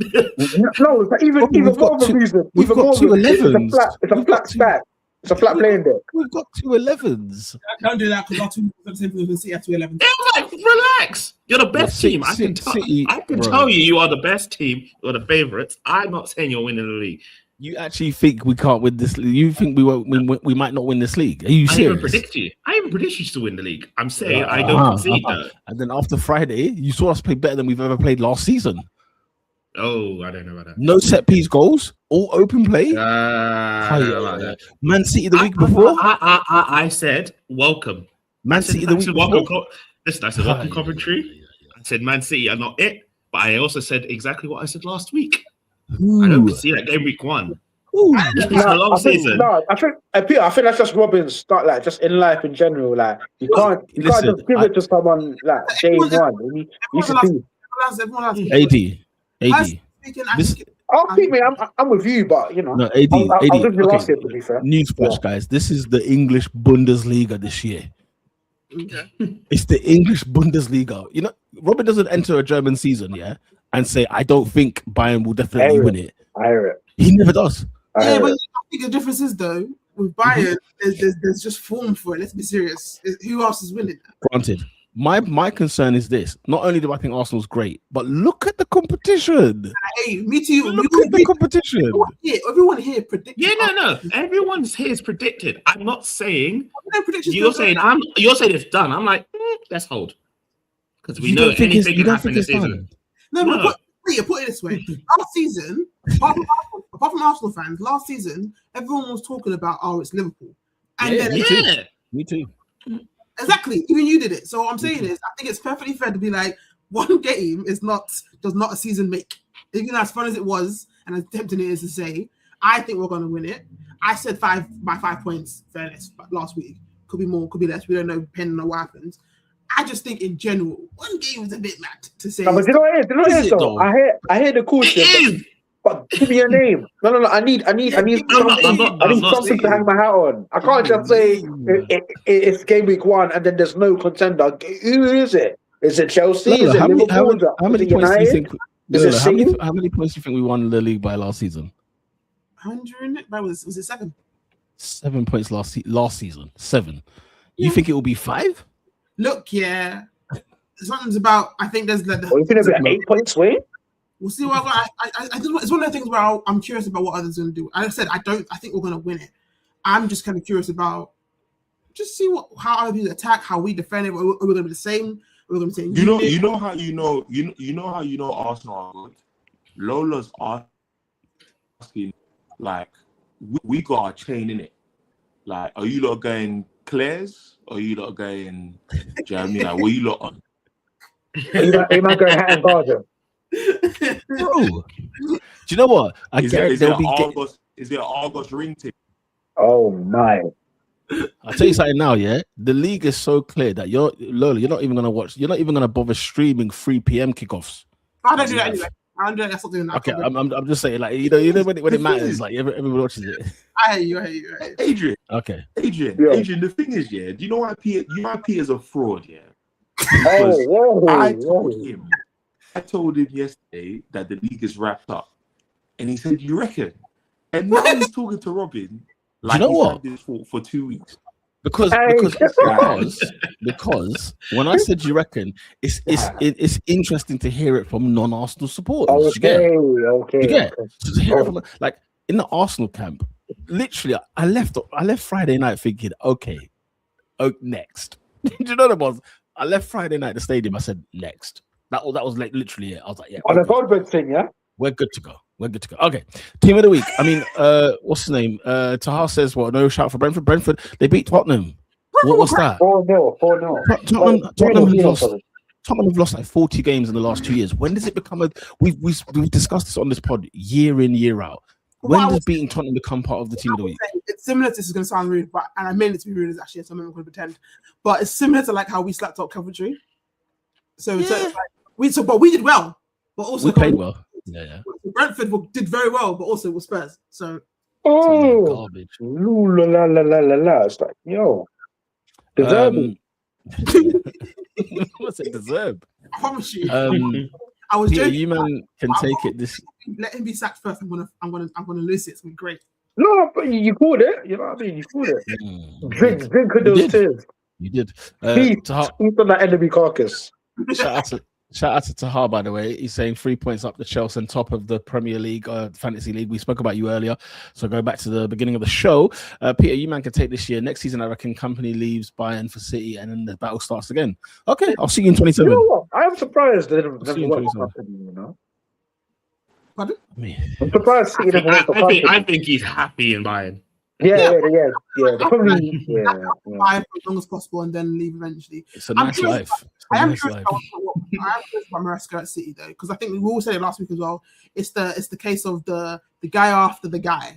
So I'm curious about how that's going to look. For me, it's has he got enough to win those players over? That's very important. Like Very as soon important. as the players don't believe in you, that's when it can go downhill, and then they'll regret it. I think what helps is he's not trying to win over a team of, no offense to them, the men. Like all their grown like captain men have gone. Bar Haaland, I'm pretty sure. I don't know who else is there. Maybe Diaz. Is Diaz still there? That one is barely playing for him. So you know what I mean? So like you got a good point. All those men to kind of like put the fear of God into him. So it could be a thing where it's like he could be fine.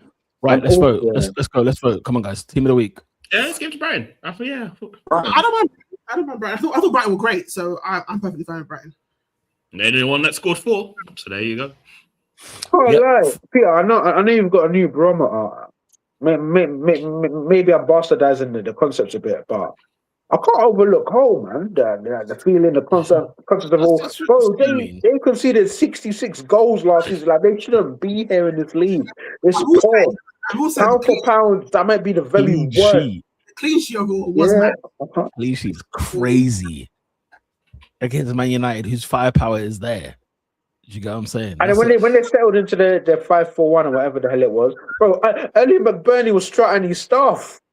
Sorry, that midfield run was insane. Sorry, that shouldn't have happened. He's woeful. I thought he was retiring. Last time I checked, he was at Las Palmas. Sit there back in the Premier League. Do you know where Las Palmas play? You know what? Yeah. I wonder. You know, in what Canaria. island? Yeah, Gran Canaria. Guys, they were a La Liga side playing in Gran Canaria, blood. I don't think you understand. But you just see yellow and blue everywhere. They vibes him. All right, cool. Team of the week is who? Brighton, yeah? I'm going Brighton. Honourable mention to Hull. So just to stop you. So what teams like Barcelona have to get a plane to play there? Everyone has to fly. Yeah. I know teams fly anyway, but it's like Mallorca. You have to fly to Mallorca. Fly to Tenerife. There's actual islands. Literally. Shout out to Nat says, listen, read this comment. Bring back not that team of the week. I saw it earlier and I brought it back. Who's not that team of the week? Tottenham Hotspur or Man United? Yeah. Tottenham Hotspur, Man United. I've got Spurs for the way they rocked up. I'm going Spurs. Man United. This like the set pieces. You can't give Hull clean sheet. Respectfully. On paper, it looks way worse for Man United, right? You can't give Hull a clean sheet. Come on, it's Hull. But you know what the thing is? It's like with Tottenham, it's like what again? A new season. We're still the same. All the money, the feel good feeling, and that's what you served up. Spurs were poor. Deserve this. And also finale that. Spurs were poor. I'm not give it Spurs, you know. Spurs were poor. I'm not denying it. But Spurs were also playing Brighton. Brighton are actually a good team. The thing is though, Lola, Hull versus Man United, you could play that same fixture 10 times. United will lose one of them. Yeah. United could lose one and then they win the rest or draw. The Spurs one, you could rinse and repeat. Brentford are beating them every single time. I think that helps my point because Spurs are not good. So it wouldn't shock you if it happens again. Whereas United, why are you giving Hull a clean sheet? But they Lola, do you know what it is for me though? For me, it's the feel good. It's the feel good factor, right? It's all the money that they spent. It's the new manager. It's the new players, and then it's like Groundhog Day. It's like another. It's like we played the same as we played when we finished 17th. What's the point? It's so Spurs. It's so Spurs. But you know what is another strike against Man United? You allowed those fans to do this to you. Yeah. No, mauling, absolute mauling. It's the corniest thing. Listen, guys. It can rattle you to your core. Imagine you're the one who's concedes against Hull and they're doing this. Either way, I'm eating. You could choose United or Tottenham. I'm eating. Oh yeah, for you, it's Let's vote quickly. Yeah. Robin, you're saying who? Man United. Ernest. United. Lola. That's it, United. Okay, cool. That's a hat trick. And then AD just for honourable mention. What's yours? I'm Spurs. Spurs, yeah. Okay, cool. 3-2 then. Who's not that guy this week? Well, there is the contentious one of what's going on down in Madrid. Because hello, Mr. Julian Alvarez. What is going on there? Julian Alvarez. any kind of possibility of me enjoying the possibility of signing him died. He's getting on my nerves. This whole thing's getting on my nerves. I don't want it. Like what? You wouldn't even say to Julian and say, look, 2 years, stick with us and you get your move to Barca. Nah, I was fine with that before this. Like, if the whole thing wanted to, it's the level at which it feels like why do you want me to feel sorry for you? No one forced you to sign the contract. You did that. You did it at City and you did it at Madrid. You want me to feel bad because you're looking on side face. Yeah. You're dumb enough to do that. It's like, and now it's the whole thing. You're verbally talking about how it's Barca or nobody, and now that if you swear to Arsenal, we've only got you. It feels earlier now. I kind of assumed that you get him for 2 years, maybe 2.5, and he'll go to Barcelona. It's annoying, but it is. But the way it's going on, it just feels uncomfortable. And the thing is, I don't rate him highly enough for this to be a thing. I don't think it's it like that. I think he's a good footballer. Don't get me wrong, but I don't understand why he's being treated like he's Neymar. Of like, oh yeah, I don't understand it. Oh, especially 80 goals last year. Got that nuclear heat, man. 80 goals. I don't know what's happening. He was like Hulk Hogan in '96, bro. He got heat. Is he the third man? Is Barca the third club? He's like a great footballer. Like, if he came to Arsenal, yes, he'd be an upgrade in terms of football ability on your careers. I get that. But the level at which he's moving, Havertz is an upgrade from a footballer. Jean Pedro, there's enough men who are better footballers than, but the way they're talking about him like he's like the second coming, it's like, my guy, you went that deep. Hey, do you know what? Mikel needs to have a knock on João Pedro's door, you know. Well, you can't now, but I heard it. Just for 100 million on it. Just make Chelsea wobble. If we're gonna spend that much money on Alvarez, check it out, just see what happens. No, bro. Honestly, Pedro was always due to explode, man. He's a good player. He was a good player. He's a great player. He's a very good player. I rate it. I'm saying make Chelsea wobble. Chelsea will set anyone if you give enough money to. If you're going to spend that money on Alvarez, do it to Pedro, see what happens. The only thing is, will Pedro get you the goals that requires that fee? That's the only question. I think so. He scored a lot of goals for Chelsea. That's a signing that will change. That will change Arsenal. Okay. He's agile. He's you know what I mean. He's aggressive. He can play football. I'm not pretending he's Haaland or anything. He's PK'd. He gives me like he will score. Like he will score and he can actually play football. So you're a footballer and you can score. So but yeah, Alvarez, I don't get it. So that one is annoying. Yeah. Anyway, Julian Alvarez, that's a stinker, man. That's a stinker to get that heat on your own ground. Yeah, I felt sorry for the guy because that heat was mad. No, I don't feel sorry for him for the heat. Wait. When you look at the technicalities, nah, man, you're lifting your skirt, bro. He's lifting you got 4 years. You got 4 years left on the contract. You left City because you're behind Haaland. You weren't benching Haaland. Exactly, and you signed a contract that put a 500 million. You did that. No one forced you. You did that. One thing about these La Liga teams, when you go against them, they leave you out too. Right. No safety vest. They remind you that you're not Spanish. You know the ones because it's not the Spaniards. Well, Barca made him get heckled by his own crowd. They had no intention of bringing him in on. They just said just warm up in front of the fans so they could beat him. The thing is, it's worse because it's not like you're fighting to like leave World Cup winner. You're not fighting to leave the league. You're fighting to literally go to whether or not people rate after Madrid's not the point. That's a rival. You're fighting to stay in this league to go to Barcelona. Not even trying to leave to PSG or City or Arsenal, whatever. You're fighting tooth and nail to leave us to go to Barcelona to strengthen. Why would any team be in good conscience accept such a thing? I mean, to directly strengthen a quote unquote title rival. Yeah, that makes no sense. But yeah, him. Unless they're paying considerably more, why would anyone do that? Yeah, but it's either it says Alvarez or an outside shout is the whole Mateta thing of like, did he try to sue? Yeah, like what's happening there? Or whatever, or my guy, what's going on here? On a real, man, on a real, like what, like yeah. Yeah. It's a friggin' stinker. Julian Alvarez, you're not that guy. Guys, the Premier League is back. It's so back like the yak. Yeah, Monday Night Football next week. It's Aston Villa against Arsenal. That'll be live whilst we're doing the pod. Holy smokes. Bank holiday. What, Villa Park?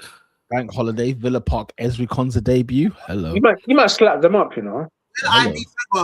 We will see. Listen, I cannot, Lola. If we turn over Aston Villa like the way Brighton did, yeah, but it's carnival, isn't it? Yeah, I say it's Carnival weekend. This Friday is Palace at home to Man City. Saturday 12:30, Liverpool at home to Forest. 3 o'clock, it's Bournemouth against Everton, Coventry City against Hull City. 5:30. Are you guys ready to get your takeaway? Order it in early because it's Tottenham Hotspur against Newcastle United. Guys, there is everybody eats. This is come dine with me. This one is fun. This one is fun. Come dine with me settings. Then we've got on Sunday. That makes me feel good about life, man. Honestly, it does. It's so fun to look forward to. It's a good feeling. Yeah, you know everybody there. Sunday, Chelsea at home to Brighton, 2 o'clock. Leeds at home to Brentford, 2 o'clock. Sunderland at home to Fulham, 2 o'clock. And just if you want some more entertainment, get that Sunday roast in early. Yeah, get whatever it is, whatever your meal is on a Sunday. 4:30, we're at Old Trafford against Ipswich Town. For surely, Man United's first 3 points of the season. Surely. Because it has to be. Well, I'll tell you something. If Ipswich play the way they did against Sunderland, because let me tell you something, we didn't say this enough. Ipswich kicked their ass. Let me tell you what. These man beat up Sunderland. Let me tell you right now, Ernest, Robin, make sure Carrick gets that midfield right, because if Enciso has space in such a big park like Old Trafford, it could be worrying. Because you know Believers not fit. And Emerson. As well up front. Say again? No, he will start the first Champions League game. that's what we'll see Believers. Why wasn't Martinez in your defense? I didn't ask it before. Just quickly. Isn't he injured? Is he? No, he's not injured. No. Oh, I thought he came up in the final. Like I said, Carrick has decided he rested most of the semi-finalist/finalist players that we've got. He didn't start them. But yeah, I mean, like I said, it should be a 3 points for Man United. It should be. It should. Listen, bring your dinner. In the words of Mikel Arteta, all right? Bring your dinner. And then Monday night, bad, you know. Monday night at Villa Park. I'm on fire. I'm on fire. Listen, my people at UEFA, give me a trip to Como this winter. Thank you and amen. That is all. I want a trip to Dortmund. I'm not gonna lie. Give me a Dortmund away game. That's what I'm after. But Robert, that's gonna be like Carrick and his best 80 mates, though. What's the capacity there, brother? He's getting no ticket, bro. We will be there. Yeah, I hear it. It's a beautiful place. It's a beautiful place. We will be there. Watch it from someone's flat, boy. Dortmund away, bro. Robert will find a way, bro. Even he has to land the helicopter there himself. He'll find a way. By the way, there's an Israeli team in the qualifiers. Hey. We will see this week. It's a playoffs. Playoffs. Yes, the playoffs. And it's either them or a team from Azerbaijan. Let me tell you something. Yeah, now. I'm hoping Israel go through. Beersheba, I think they're called Beersheba. I hope they go through, because let me tell you something right now. I am tempted to walk the Garden of Gethsemane up to the stadium. Oh mate, it could be scenes of glorious emotion on the Gaza Strip. Arsenal away. That'll be fantastic. Anyway, that wraps up this week's Top 4 podcast. You guys have been absolutely sensational. Big up to everybody who has locked on, Tel Aviv away. Yeah, it's going to be sensational. Arsenal need to go final. No way, blood. You won't return. Come to the Netherlands, man. You won't return about final. It's a great stadium. It's a great stadium. Right, guys, that wraps up this week's Top 4 podcast. Make sure you share, like, and subscribe. And we'll be back next Monday. And I'll have one eye on the Arsenal game. Until then, we are out. Peace, y'all.